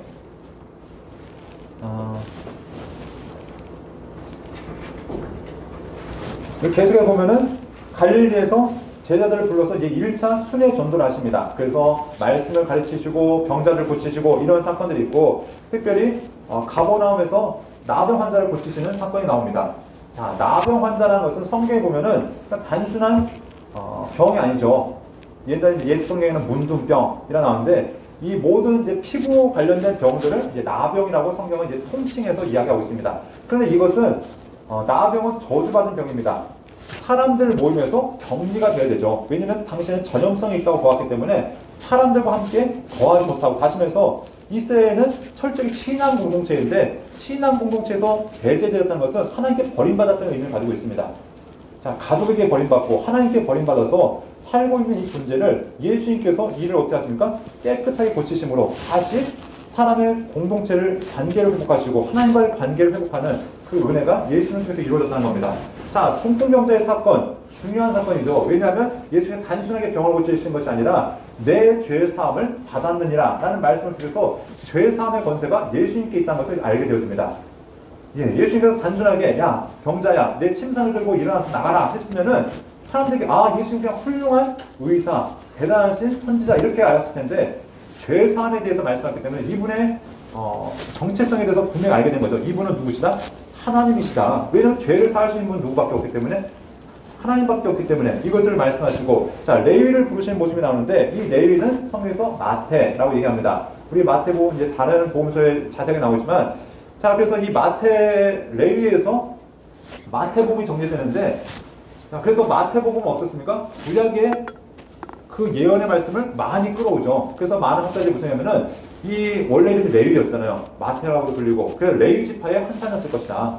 레위 지파는 성경에 능통한 사람이었죠. 그렇기 때문에 아마도 지금 자기 사정 때문에 세리의 역할을 하고 있지만 말씀에 능통했던 이 레위가 마태가 마태복음을 적으면서 바로 예수님이 누구신가 구약에서 말씀하셨던 메시아가 바로 예수님이라는 것을 정확하게 증명하고 있다는 것을 이렇게 이야기한다는 것입니다. 자, 여기 보면은 1차 갈릴리 순회하신 이야기를 보면은 이 쭉 올라오셔서 가나를 이제 여기 가나에서 나사렛에서 가셔서 여기 보면 게네사라 고레아신 쭉 해서 주변 인근을 이 갈릴리 지역을 순회하신 것을 우리가 보게 됩니다. 그래서 이 지역에 복음을 전하시는 모습들을 우리가 확인해 볼 수 있습니다. 자, 지금 현재 남아있는 이제 가버나움 이제 터전이고요. 자, 이제 2년 차가 되어지죠. 자, 지금까지 내용은 좀 정리가 되십니까? 네, 감사합니다. 자, 2년 차를 보면은 이제 여정이 어떻게 되면 이제 예수님의 터전은 어디냐면 그러니까 예수님의 사역의 베이스가 바로 가버나움이 되겠죠. 예전에 나사렛이었다가 이제 가버나움을 중심으로 왔다 갔다 하시는 겁니다. 그래서 가버나움에서 출발하시죠. 가버나움에서 어디를 가십니까? 2년차 6월절에 다가오시니까 다시 절기를 지키러 예루살렘 가셨습니다. 그런데 아마도 다시는 안전한 것 같이 이제 보이는데 아마도 이제 유대인의 전통을 따라서 이렇게 가신 걸로 우리가 보입니다. 자, 이렇게 가셔서 예루살렘에서 이제 어떤 사건이 있냐면 베데스다 연못가에서 38년 된 병자를 고친 사건이 있죠. 자, 이 이야기는 여러분 잘 알고 계실 겁니다. 38년 된 병자가 베데스다에서 물이 돌기만 기다린 겁니다. 왜냐면 거기에 전설에 의하면, 이게 진짜 사실이 아니라 그들에게 내려왔던 전설에 의하면 이게 천사가 물을 한번 휘 저으면은 이게 물이 싹 도는데 그때 가장 먼저 들어가면은 낫는다라는 전설이 있었다는 겁니다. 그런데 그 실체가 밝혀지진 않았어요. 누군가 나았다라고, 야, 나았다라는 소리가 들린 것 같아서 그냥 그 한 가지 희망을 가지고 거기에 머물러 있는 겁니다. 그때 예수님께서 다가오셔서 그 병자를 고치시죠. 근데 그 사건이, 그 날이 언제였냐면 바로 안식일 날이었다는 겁니다. 이 안식일 논쟁부터 시작해서 이제 누구와 원수가 되어지냐면 바리새인들과 원수가 되어집니다. 자, 1년차 사건에는 누구와 원수가 되었다고요? 사두개인들과 원수가 되었다면 2년차 사건에는 바로 바리새인들과 원수가 되어지는데, 첫 번째 안식일을 어기셨고, 두 번째는 예수님께서 자신을 누구로 얘기하시냐면 내가 하나님의 아들이다. 아니, 감히 불경스럽게 사람이 자신을 하나님의 아들이라고 부를 수 있냐. 그래서 역시 바리새인들에게 찍히는 사건이 있는 것을 보게 됩니다. 자, 그러니까 이때는 오래 머물지 못하시죠. 오래 머물지 못하시고 다시 이제 갈릴리로 돌아가십니다. 그래서 갈릴리에서 2차 순회 전도를 하시는데, 이때 이제 대가볼리 지역, 거라사 지역까지 갔다 오시죠. 그래서 이게 이제 2차 사역인데 한번 좀 구체적으로 한번 살펴보도록 하겠습니다. 38년 동안 병들었던 사람을 예수님이 고치셨고, 또 아들에 대한 권세의 논쟁, 우리가 이것들은 아까 간단히 얘기했으니까요. 자, 그 다음에 이제 갈릴리로 돌아오셔서 12명의 제자를 확정하십니다. 그러니까 예수님의 제자들이 1년차부터 함께 했던 것이 아니라, 아까 얘기했던 뭐 안드레, 베드로, 뭐 빌립, 나다나엘, 이 사람들은 1년차부터 함께 했겠지만 나머지 제자들은 언제 확정이 되어졌냐? 예수님의 사역 2년차에 확정이 되어졌다. 이것을 기억하시면 좋을 것 같습니다. 자, 그래서 제자들 데리고 어디 가시면 산상수훈을 하러 이제 가십니다. 그래서 빈 들에서 예수님께서 말씀을 전하시는데, 이때 세례요한이 사람을 보내죠. 오실 그이가 당신이니까 하면서 이 메시아의 사역에 대해서 다시 한번 말씀을 묻고 있는 겁니다. 왜냐하면 당시 유대인들의 이미지 가운데 메시아는 어떤 존재냐면 강력한 존재, 세상을 완전히 뒤집고 하나님의 나라를 통치하는 존재로 생각하고 있었는데, 예수님이 오셔서 하신 일이 무엇이었습니까? 네, 와서 말씀 전하시고 복음, 이제 병자들 고치시고 귀신을 쫓아내고. 그런데 예수님께서 구약의 말씀을 들어서 메시아의 사역이 이것이다라는 것들을 선언하신 걸 보게 되죠. 그래서 메시아, 내가 진정한 메시아이고 그 나라가 계속해서 성취되어지고 있다는 것을 말씀한 것을 보게 됩니다. 예, 베데스다 연못터이고요. 예수님께서 논쟁하는 모습들 우리가 보게 되고요. 갈릴리 사역, 12명의 제자를 확정하시는 모습을 보게 되는데, 자, 그러면 여기서 12명의 제자를 이제 가버나움에서 그 인근에서 확정하시고, 이제 여기 동산에서 산상순을 하시고 또 이제 다니시는데, 나인성의 과부의 아들을 고치셨다라는 것을 보게 됩니다. 자, 우리가 이 비슷한 사건이, 우리 불교에도 비슷한 사건이 있죠. 어떠한 과부가 자기 아들이 죽었다고 부처를 찾아왔습니다. 찾아와서 무슨 얘기합니까? 제 아들 좀 고쳐주십시오 했더니 무슨 얘기냐면은, 야, 그래, 네 아들 살려줄 테니까 사람이 한 번도 죽은 적이 없는 집에 가서 물건 가져다가 그 아이에게 먹이면은 살아날 것이다 했더니, 이 여인이 사망을 찾아다녔던 거죠. 그랬더니 어느 집에 들어가도 사람이 한 번씩 죽었다. 그래가지고, 야, 같이 찾아왔더니 인생이란 그런 거야, 뭐 이제 그렇게 얘기했다는데, 예수님은 절대 그렇지 않으시죠. 지금 슬퍼하는 자들과 함께 슬퍼하시고 그들의 눈물을 씻어줬던 분이시죠. 그래서 죽어있으면 어떻게 하셨습니까? 살려내신 겁니다. 자, 그래서 예수님께서 정말 생명의 근원이 되심을 한번 보여주시고요. 다시 순회 전도하신 다음에 여기 오셔서 갈릴리 바닷가에서 이제 비유의 설교를 하십니다. 자, 그러면서 여러분이 아시는 천국에 대한 비유, 마태복음에 나온 13장의 이야기들을 비롯해서 여러 가지 말씀을 하셨겠죠. 자, 그리고 이제 여기서 바다를 건너가십니다. 자, 바다를 건너시는데 예수님께서 먼저 제자들을 보내셨죠. 제자들과 함께 가시면서 예수님께서 주무시고 계셨습니다. 주무시고 계실 그때 예수님께서 이 바다를 잠잠케 하시는데, 우리가 성경의 바다라는 이미지는 상당히 부정적으로 나타납니다. 그렇죠? 성경에 보면은 바다가 긍정적인 이미지로 나타난 적이 없습니다. 그래서 마지막 요한계시록에 보면은 하나님 새하늘 새 땅에는 무엇이 없냐면 바다가 없습니다. 예, 성경 보면은 하나님의 그 존재 앞에 유리바다가 펼쳐져 있고, 유리바다라는 것은 투명한 이미지죠. 그리고 그 천국에는 이제 바다가 없는데, 왜냐하면 유대인들의 사상 가운데 바다는 혼돈의 장소, 공포의 장소, 두려움의 장소, 불안정의 장소가 바다로 이야기하기 때문에 구약에서 끊임없이 무엇을 얘기하면 하나님께서 바다를 밟으실 것이다, 바다를 잠잠케 하실 것이다. 이 얘기는 이 세상의 혼란스러운 모든 것을 다 잠재우실 것이다, 이런 이미지로 나타나는 걸 보게 됩니다. 다시 말해서 예수님께서 이 거센 바다가 예수의 말씀 한마디에 다 잠잠게 되어지는 그 예수님의 권위에 대해서 우리가 보여준 것을 보게 되고요. 자, 거라사 지방에 가셨는데 여기가 이제 문제가 발생하죠. 거라사라는 지방, 이방인의 동네입니다. 예. 원래 이 중동 사람들이 돼지고기를 먹을까요, 안 먹을까요? 중동 사람들, 네, 부정한 음식으로 유대인들만 돼지고기를 안 먹는 게 아니라 중동에 있는 사람들도 돼지고기를 먹지 않습니다. 특히 이슬람교 사람들은 그렇죠. 그러니까 이 지역도 다, 제가 하는 게 아니죠? 네. 이 거라사 지방에 가셨는데, 자, 거기서 예수님이 가신 이유가 있습니다. 왜냐하면 마태복음에 의하면은 귀신 들린 두 사람을 만나러, 또한 다른 복음서에서는 귀신 들린 한 사람을 만나러 가시는데, 거기에 무덤 사이에 거했다라고 생각합니다. 근데 우리가 기억해야 될 것은, 무덤 사이면 우리가 매번 떠오르는 게 뭐냐면 공동묘지. 그래서 우리나라 이미지가 떠오르죠. 막 비석이 있고 막 뛰어다니는데, 그런데 이 나라는 그런 곳이 아닙니다. 이 나라의 무덤은 어떻게 보면 땅을 파죠. 이 태양지대이기 때문에 땅을 파서 굴을 만듭니다. 그래서 가족묘 개념이죠. 그래서 보통 이제 사람들이 전쟁 때는 대피의 장소로 삼기도 했던 그런 장소가 이 굴, 이제 석회암 굴이었습니다. 그래서 많은 사람들이 많이 들어갈 때는 몇십 명이 들어갈 정도로 큰 장소가 이 무덤이었는데, 자, 그 무덤을 거처로 삼아서 이 귀신들 사람이 막 뛰어다니고 있는 겁니다. 미쳐서 뛰어다니는데, 이 마을 사람들이 이 사람을 이제 제어하기 위해서 열심히 노력했지만 제어가 안 되는 겁니다. 그래서 뭐 채사들로도 먹고 착고로도 세웠지만 다 끊고 도망다니고 있던 이 사람을 예수님께서 풍랑을 해치고 가셔서 그 사람을 만나십니다.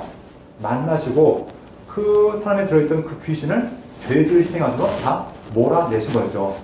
자, 우리가 아까 이제 돼지 얘기했지만, 사실 말해서 이 동네는 유대인들에게 있어서 돼지를 먹지 않는 부정한 짐승이었습니다. 특별히 이 땅은 이 이스라엘 지역도, 과거에는 이스라엘 지역이겠지만 요단 동편, 므낫세 반지파, 또 루벤 지파, 갓 지파, 이 땅이었지만 지금은 이방인 지역으로 남아있는 지역입니다.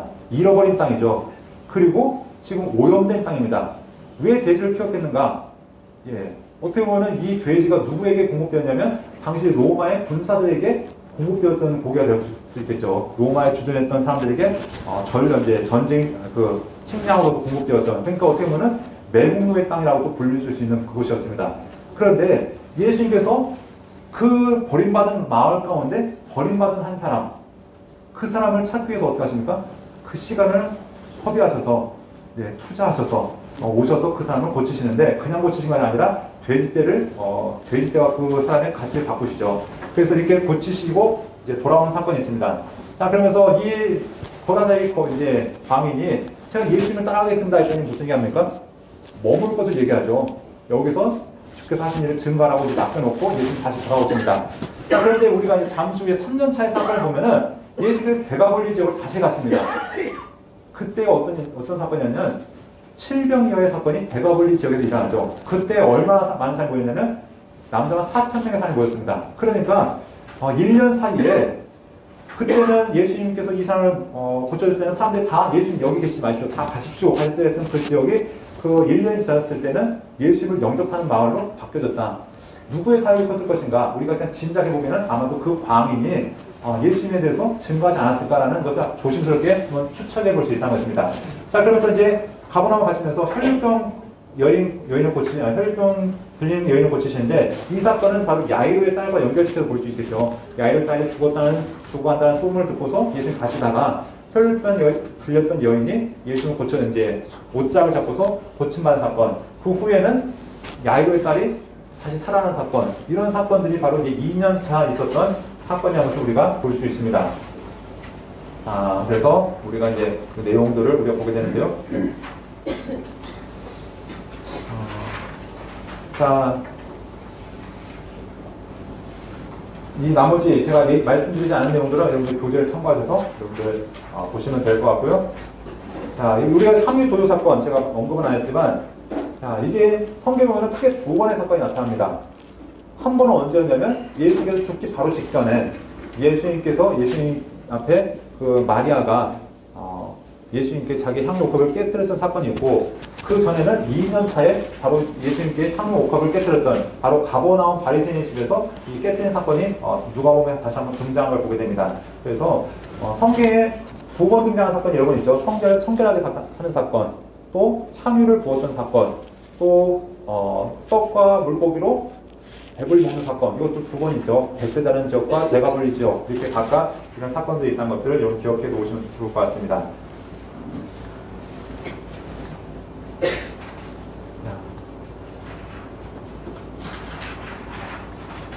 자, 이제 3년차 사건입니다. 3년차가 예수님의 생애 가운데 가장 복잡합니다. 왜냐면 이제 예수님께서 마지막 이 1년이 지나면 예수님께서 더 이상 사람들과 함께 거하실 수 없는 거죠. 부활 후에 40일 동안 사람들과 함께 거하시긴 하지만 이제 마지막 제들과 함께하는 사역입니다. 그러니까 많이 다니셨을까요? 다니셨을까요? 네, 많이 다니셨죠. 그래서 엄청 바쁘게 구석구석 다 다니십니다. 그래서 이 3년차를 여러분들이 잘 기억하셔야 됩니다.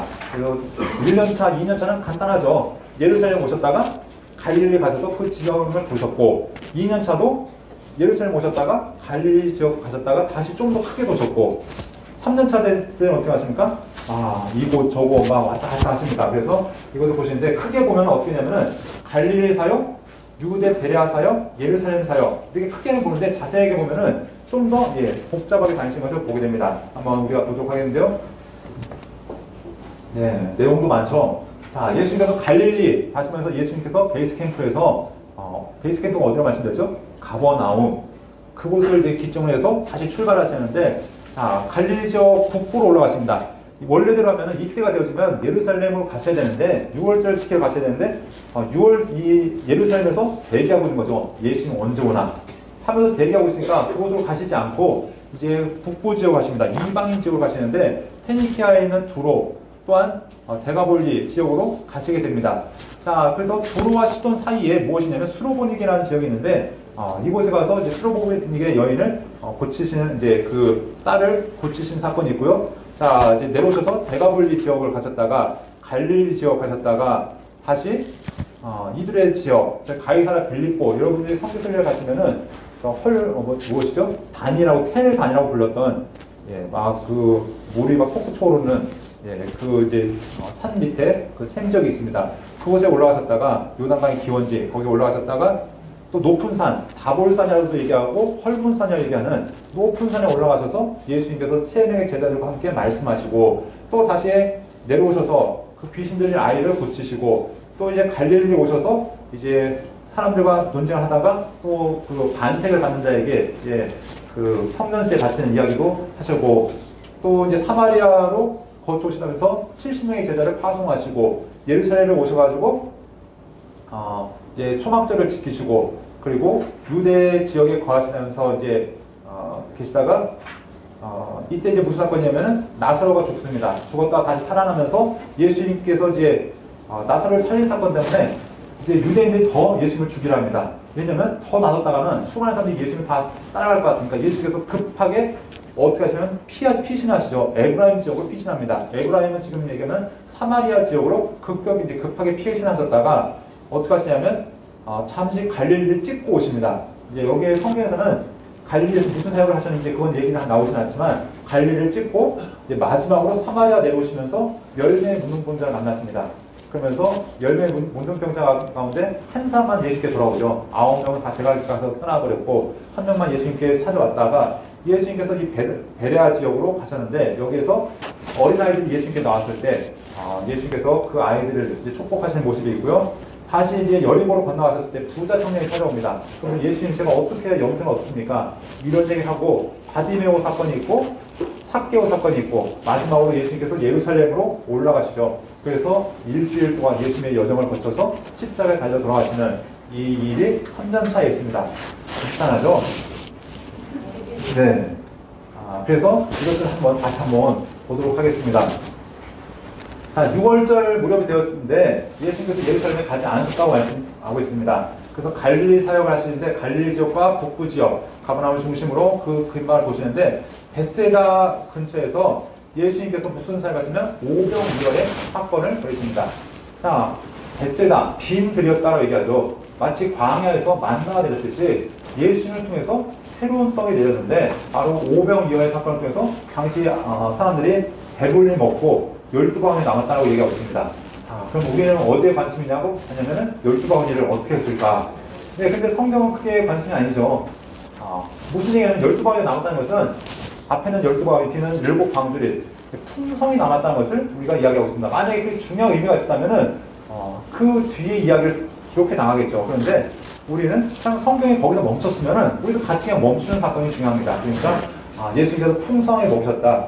그런데 여기에서 이제 예수님께서 그 사역을 마치신 다음에 어떻게 하시냐면 바다 위를 걸어서 가시는데 이때 사람들이 이제 논쟁이 발생한 겁니다. 사람들이 장로들의 유전에 대해서 문제가 발생하죠.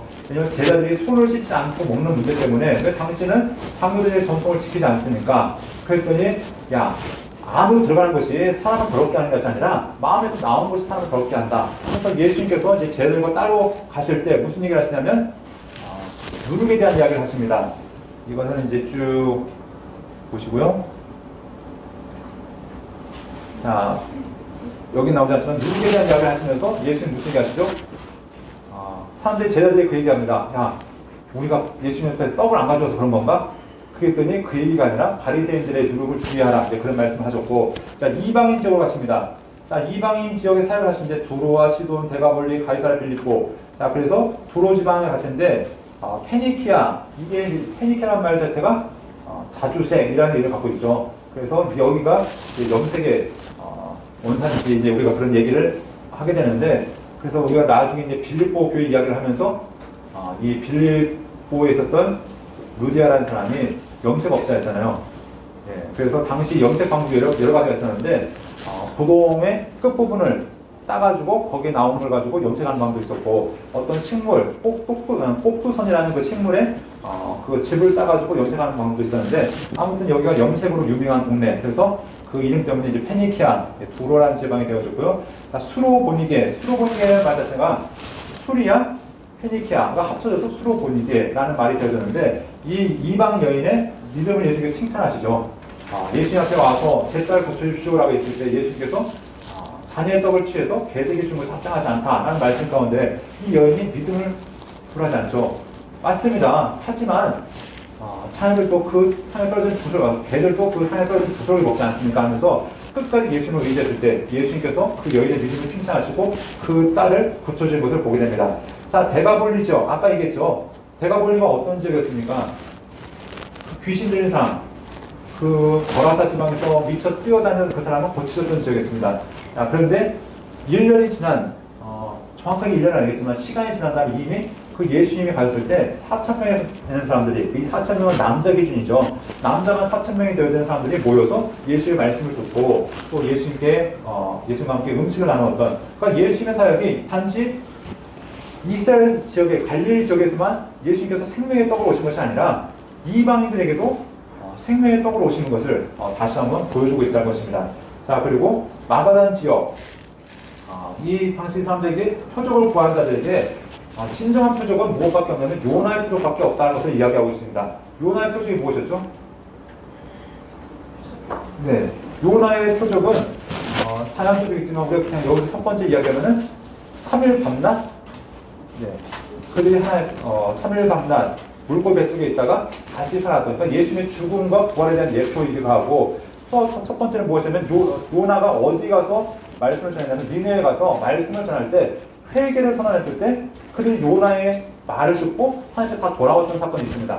그러니까 예수님께서 무엇을 하시면 죄사함의 선언이 있을 것이고 그 죄를 사하시는 사역이 바로 예수님을 통해서 이루어질 것을 또한 예표하고 있다는 것입니다. 자, 그 벳세다에서 맹인을 고치시는 사건, 그래서 이때 누룩에 대한 논쟁이 있었죠.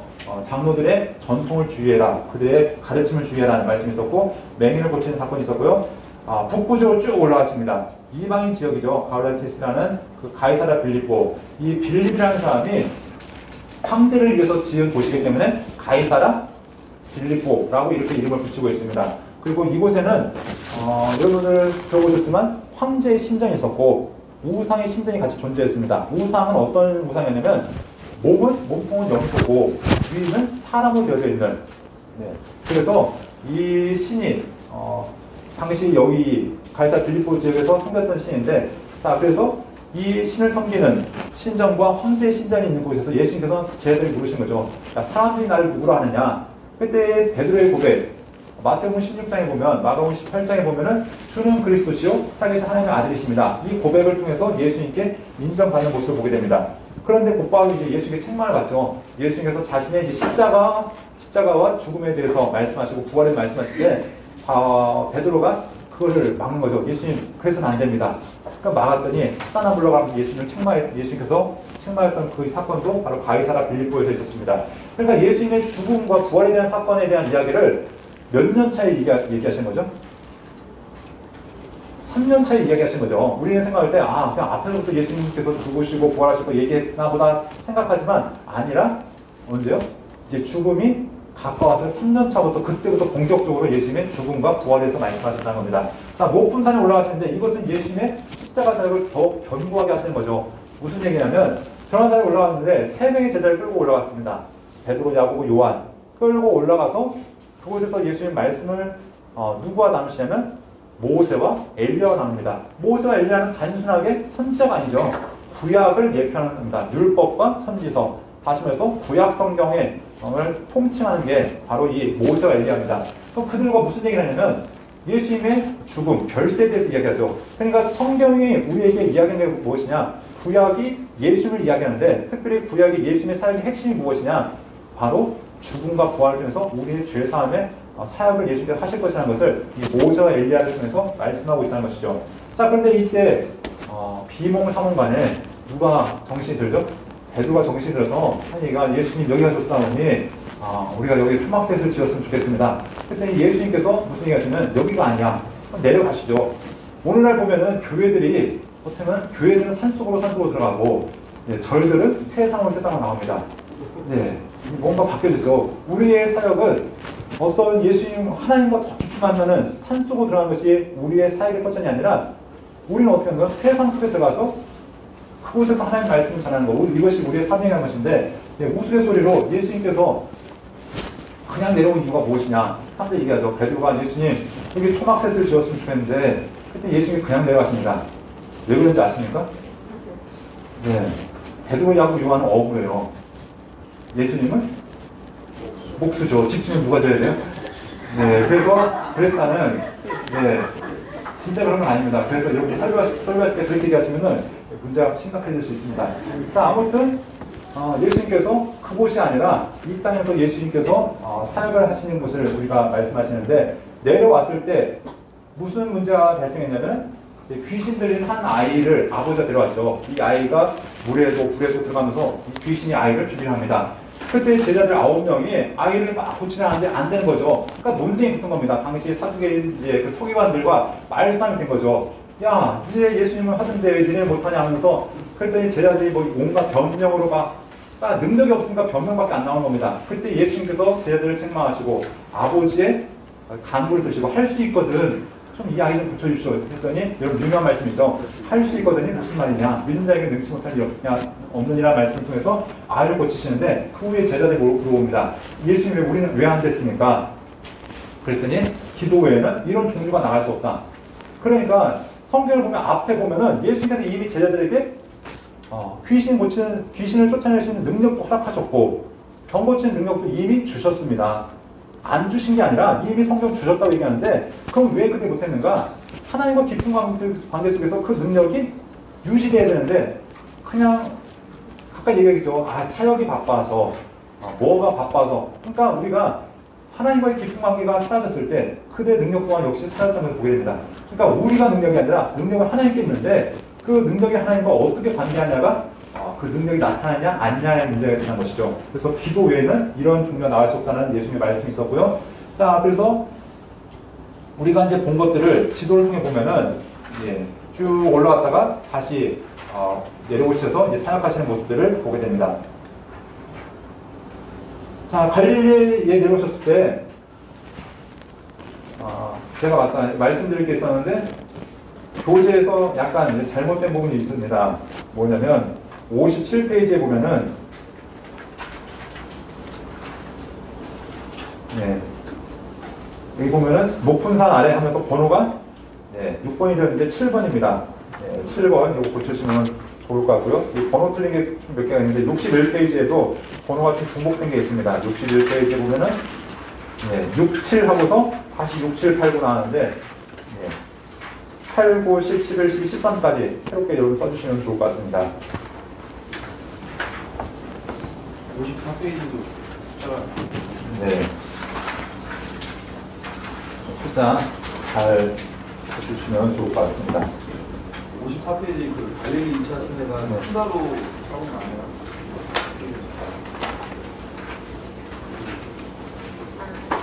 네, 1, 2, 3. 네, 크게 3번이 돼야 될 것 같은데, 이게 4번이 된 것 같아요. 네. 네, 아유, 감사합니다. 잘 고쳐주시고요. 네. 자, 계속해서 보도록 하겠습니다. 자, 이렇게 해서 I를 고치신 다음에 다시 이제 가버나움에 도착하셔서 예수님께 물어보는 거죠. 야, 니네 선생님은 왜 성경세 안 내냐? 그때 예수님께서 베드로에게 야, 가서 고기 한 마리 잡아와. 그래서 거기에 보면 입안에 동전이 있을 텐데 그걸 내라. 말씀하시는 거 보게 됩니다. 그런데 예수님은 성전세를 내실 필요가 없는 분이시죠. 왜냐면 성전의 주인이시니까. 그런데 사람들에게 오해 사지 않기 위해서 이것들을 하시는 것들을 보게 되고요. 자, 제자들이 이제 문제가 발생했습니다. 예수님은 계속 이제 뭐가 되냐면 죽음에 대해서 말씀하시고 또 예수님께서 고난에 대해서 말씀하시는데 제자들은 누가 크냐 그런 이야기를 말씀한 거죠. 그러면서 네가 잘났니 내가 잘났니 이런 문제들이 발생하는 것을 보게 됩니다.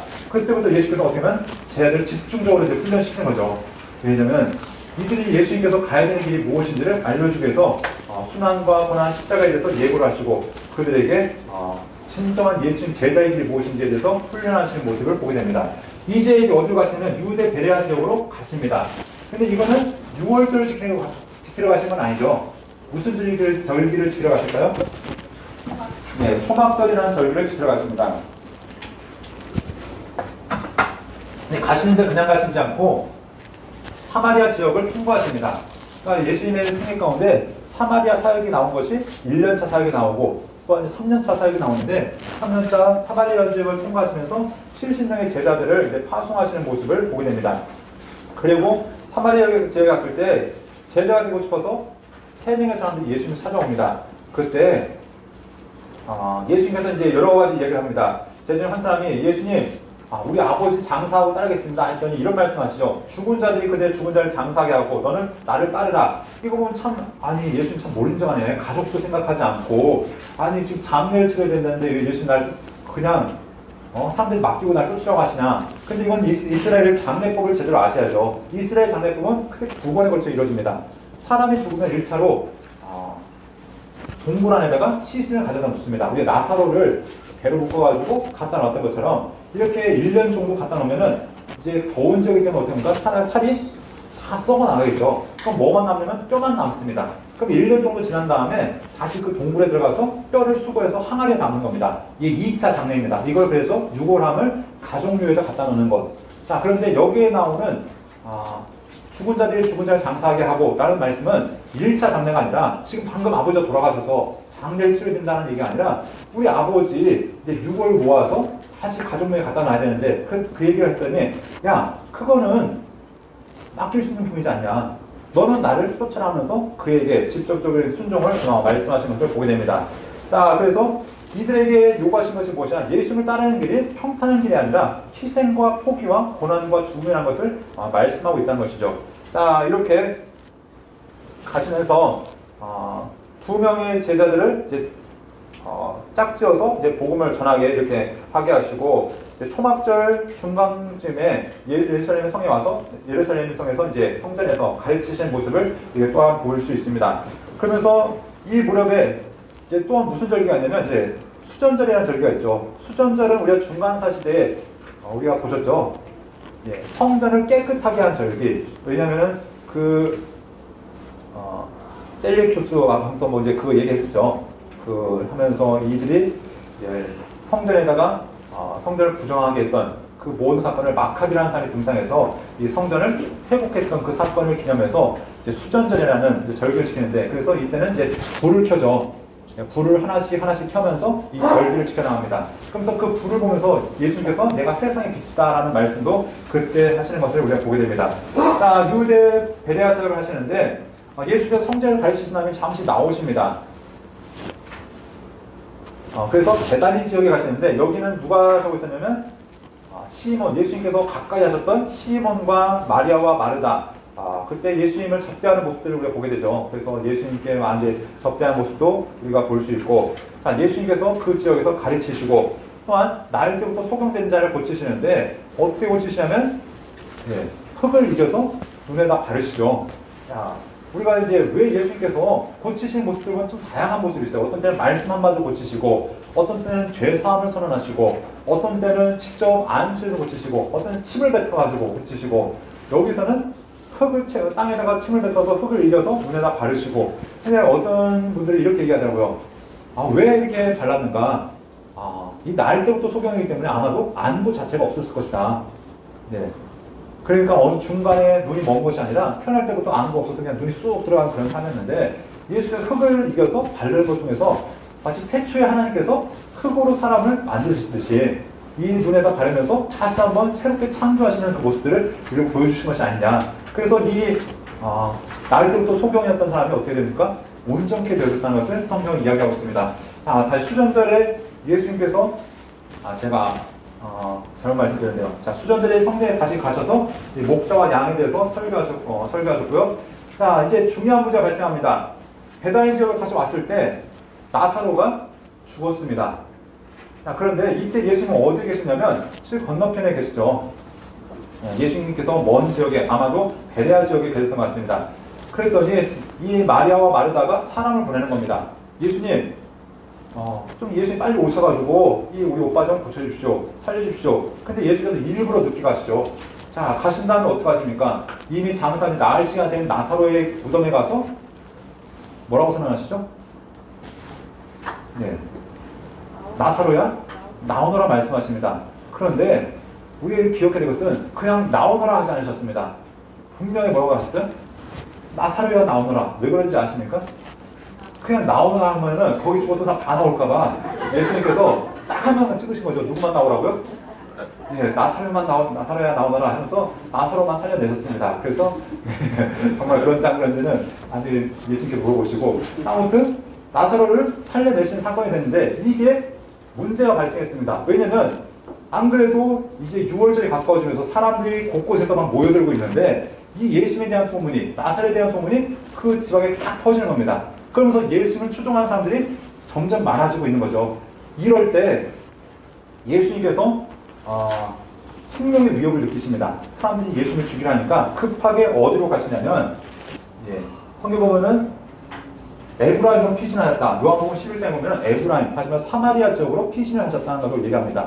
그래서다가 여기 이후로는 뭐 자세한 사역은 안 나오십니다. 피신하셨다가 갈릴리 지역으로 다시 가셨다가 다시 내려오시면서 누굴 만나시면 10명의 나병 환자들을 만나십니다. 그러면서 예수께서 말씀하시죠. 자, 제사장에 가서 너희의 예물 들어서 너희가 이제 나은 것을 증명해라. 그런데 9명은 다 가버렸지만 사마리아 사람 하나만 예수께 돌아와서 감사하는 모습을 이야기하면서 예수께서 그 사람의 믿음을 칭찬하시는 모습을 보게 되죠. 다시 이제 요단강 건너편 베레아에 계셨을 때 예수님께 어린아이들이 왔을 때 이 어린아이들을 축복하면서 말씀하신 것도 우리가 볼 수 있고요. 이제 강을 건너서 여리고로 들어갔습니다. 여리고는 구 여리고가 있고 신 여리고가 있습니다. 그래서 성경마다 예수님이 여리고에서 들어가셨다, 여리고 나가셨다, 이것들을 설명하시는데 구 여리고에서 나오셔서 신 여리고로 들어가셨습니다. 그러니까 부자 청년을 만나신 곳은 이제 구 여리고, 그 습교를 만나신 곳은 신 여리고. 그렇기 때문에 지역이 약간 차이가 있다. 이것들을 염두해 주시고요. 이 부자 청년을 만났을 때 부자 청년이 무슨 얘기합니까? 저 어떻게 해야 영생을 얻으리까? 그때 예수님께서 그 마음을 보시면서 율법을 지켜라 했더니 제가 다 지켰습니다.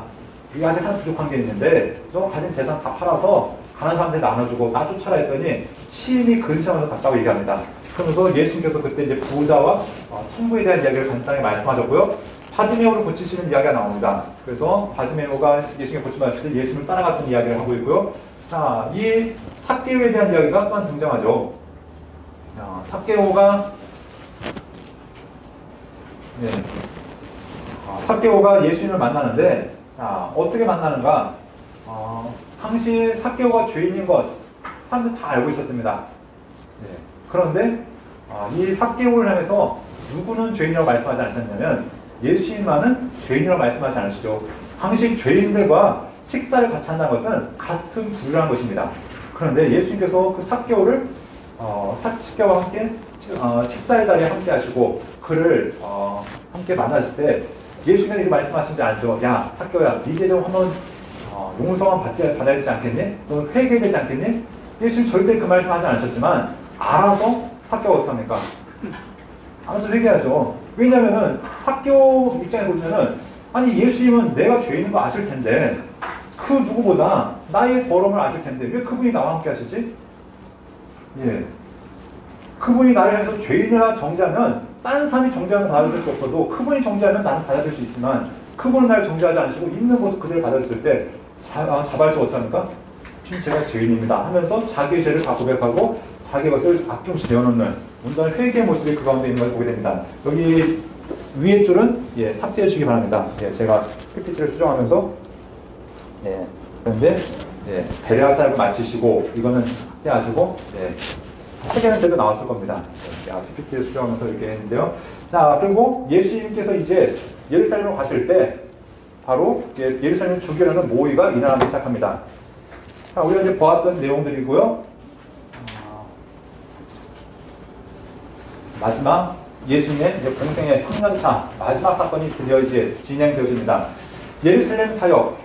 자, 우리가 이제 이것들은 우리가 보통 종료주일부터 해서 우리가 이제 이 절기를 지켜서 각각 묵상하게 되죠. 그래서 교회마다 어떤 데는 하루하루 그것들을 문자로 보내주기도 하고 또 책자로 만들기도 하는데 예수님의 사역이 어떻게 되었냐면 일요일에 나귀를 타고 예루살렘 성에 입성하십니다. 제자들을 통해서 제자들에게 매어있는 나귀를 가져오라 말씀하시고 그 나귀를 타고 들어가시는데 바로 겸손의 왕으로서 진정한 메시아로서 예루살렘에 입성하시는 것을 보게 됩니다. 그리고 다시 한번 성전을 정결하게 하는 성전을 청결하게 하는 그 사건을 보여주시고요. 무화과나무를 저주하십니다. 무화과나무는 성경에서 이스라엘을 상징하는 두 가지 나무가 있는데 첫 번째가 무화과, 두 번째가 포도나무. 여러분 오늘날에 우리나라에도 무화과나무가 많으니까 무화과나무는 여러분들 잘 아실 겁니다. 이게 포도나무하고 무화과나무는 열매 외에는 쓸모가 전혀 없는 나무입니다. 그래서 이 무화과나무가 쓰이는 곳이 어디에 되면 성내에서 쓰여졌는데 나무가 쓰여질 때 뭘 쓰냐면 불쏘시개로 쓰여졌습니다. 그래서 만약에 열매가 맺혀지지 않으면 두 번 볼 것도 없습니다. 그냥 가차없이 잘라가지고 이걸 어떻게 하냐면은 성전 불쏘시개로 성전의 재단에 불을 쓸 때 불쏘시개 쓰는데 왜냐하면 가차없이 자를 수 있는 이유는 무화과나무가 성장이 빠릅니다. 잘라도 그 다음에 되면 다시 쑥 올라옵니다. 그러니까 아끼지 않은 거죠. 다른 나무 같은 경우는 자르면 어때요? 이 자라는데 꽤 오래 걸리지만 여러분 나무를 심어보면 알겠지만 묘목을 딱 심어놓으면 3년이면 따먹을 수 있습니다. 이게 쭉 올라가기 때문에. 그래서 가차없이 자랄 수 있는 나무가 바로 이 무화과나무다. 이것들을 얘기하면서 그런데 무엇이냐면은 열매 없는 무화과나무, 열매 없는 이스라엘 하나님께서 이렇게 저주하시는 모습을 보게 되고요. 자, 화요일날은 종교지자들과 그 표현하는 그 논쟁이 벌어진 것을 보게 됩니다. 그리고 예수님께서 답변하신 걸 보게 되고요. 감람산에 올라가셔서 제자들을 가르치시고 목요일에는 유월절 만찬을 하십니다. 마지막 만찬을 하시면서 그들에게 예수님의 잡히심과 죽음과 부활에 대해서 말씀하시는데 이때 베드로가 무슨 장담을 하죠. 예수님, 큰 일이 절대 이루어질 수 없습니다. 제가 지키겠습니다. 그런데 예수님께서 배반하실 것을 말씀하시고 자, 금요일 목요일날 그날 밤에 예수님께서 갈릴리 겟세마네 동산에서 기도하실 때 가룟 유다의 배신에 의해서 예수님께서 잡혀가시고 또한 장담했던 베드로는 어떻게 합니까? 예수님 말씀대로 예수님을 배신하고 나머지 제자들 다 도망가고 있는 것을 보게 됩니다. 그리고 그날 밤새도록 예수님께서 신분을 받으시고 금요일에 재판을 받으시고 십자가에 죽으셨습니다. 불법적인 재판이죠. 한밤중에 예수님을 재판하고 죄목이 무엇이었는가? 신성 모독죄 이것으로 죽였는데, 왜냐하면 유대인들이 종교 재판에서 죽일 수 있는 죄는 하나밖에 없습니다.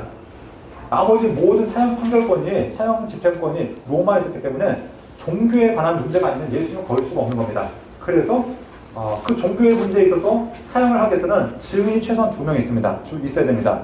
그래서 고대 같은 경우는 하나님을 모욕했다 하면은 첫 번째로는 어떻게 하면 이 사람을 절벽에 묶어서 절벽에 올려놓은 다음에 증인이 그 사람을 밀어서 절벽으로 떨어뜨립니다. 그래서 이 사람을 죽이는데, 만약에 안 죽었으면 또 다른 증인이 돌로 내리쳐서 죽이는데, 그래도 안 죽으면은 거기에 모였던 모든 사람들이 다 돌을 던져서 죽이는 것, 이것이 신성 모독자에 대한 처벌이었는데, 그렇기 때문에 거짓 증인 2명을 부른 거죠. 불러서 이 사람이 하나님을 모욕했고 성전을 모욕했습니다라는 죄목으로 예수님을 십자가에 달려 죽이는 것을 보게 됩니다. 그리고 공식적인 재판의 판결을 위해서 빌라도에게 사형 판결권을 구하죠. 그래서 빌라도의 그 판결에 의해서 예수님께서 십자가에 죽으시는데, 십자가라는 것 가장 모독이었죠. 사람들에게 당시에 시신을 훼손하는 것은 유대인들에게 있어서 가장 큰 죄악 중에 하나였습니다. 그래서 사형 판결 중에서 가장 이 사람을 그래도 배려하는 것이 무엇이냐면 사람의 목을 쳐서 죽이는 게 그들에게서는 가장 그 사람을 배려하는 것이었습니다. 왜냐하면 시신의 훼손을 최대하지 않고 목을 메어서 죽이거나 목 쳐서 죽이는 것. 그런데 그 사람을 가장 잔인하게, 가장 모독하기 위해서는 공개적으로 십자가에 매달아 놓고 죽이는 것. 그러니까 예수님은 태어나실 때도 가장 비참한 장소에서 태어나셨지만 죽으실 때도 사람들의 온갖 모욕을 받으시고 십자가에 달려 들어가셨다. 그런데 이때 사람들이 십자가에 달리는 그 현장 가운데 무엇을 얘기했냐면은 사람들의 입을 통해서 사단이 또다시 얘기하는 거예요. 네가 만약 하나님의 아들이거든 한번 내려와 봐라. 그럼 내가 믿어주겠다. 예수님이 사역을 시작할 때도 무슨 얘기했습니까? 네가 만약 하나님의 아들이거든 한번 이 기적 좀 행해봐라. 끝까지 예수님의 사역을 방해하는, 죽음의 현장 가운데도 방해하는 사단의 그 시험이 있었지만 예수님께서 끝까지 이것을 이겨냈었음을 보게 됩니다. 근데 우리가 분명히 알아야 될 것은 겟세마네 동산에서 기도하실 때 그 모습을 다시 한번 돌아봐야 될 겁니다. 겟세마네 동산에서 기도하실 때 예수님의 땀방울이 핏방울처럼 되었다 하면서 기도하신 내용이 무엇이었죠? 이 잔을 내게서 옮기시옵소서. 자, 이 잔이 어떤 잔이었을까요?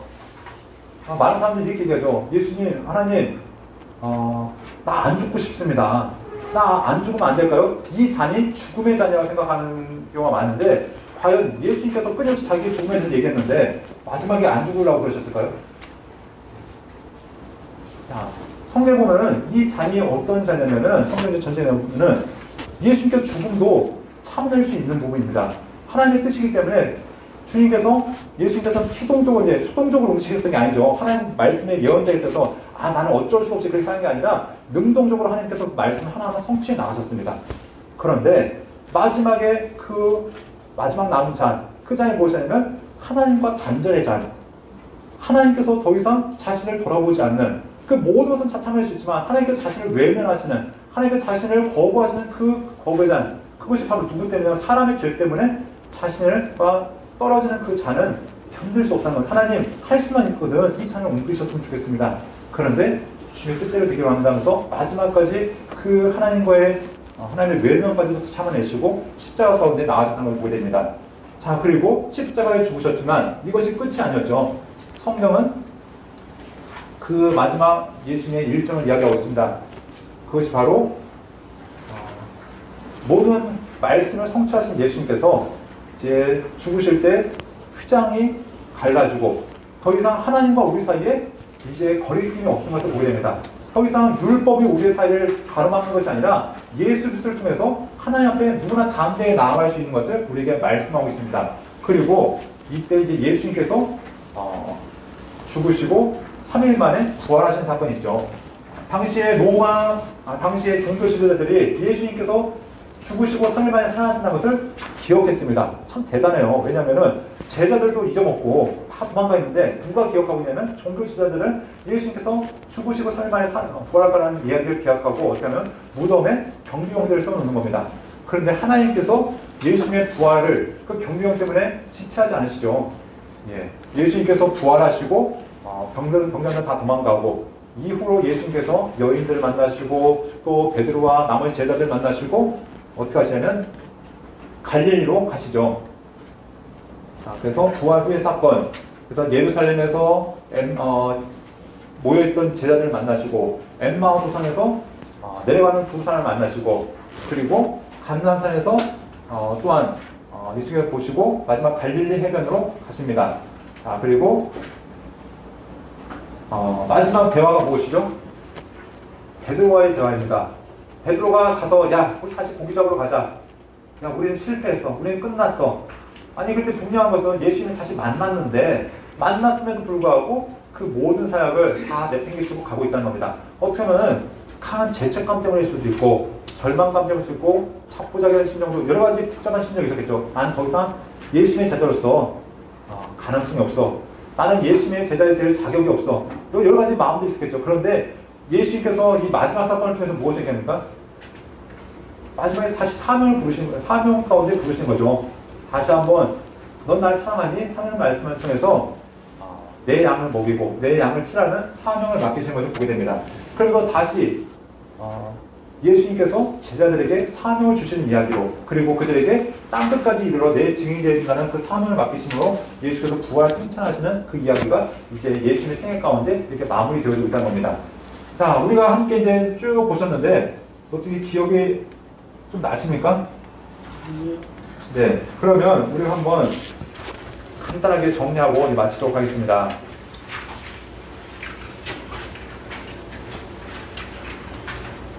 자, 우리가 크게 예수님의 생애를 세 부분으로 나눠서 볼 수 있다고 말씀드렸습니다. 첫 번째가 공생의 전, 공생의 그리고 부활 후.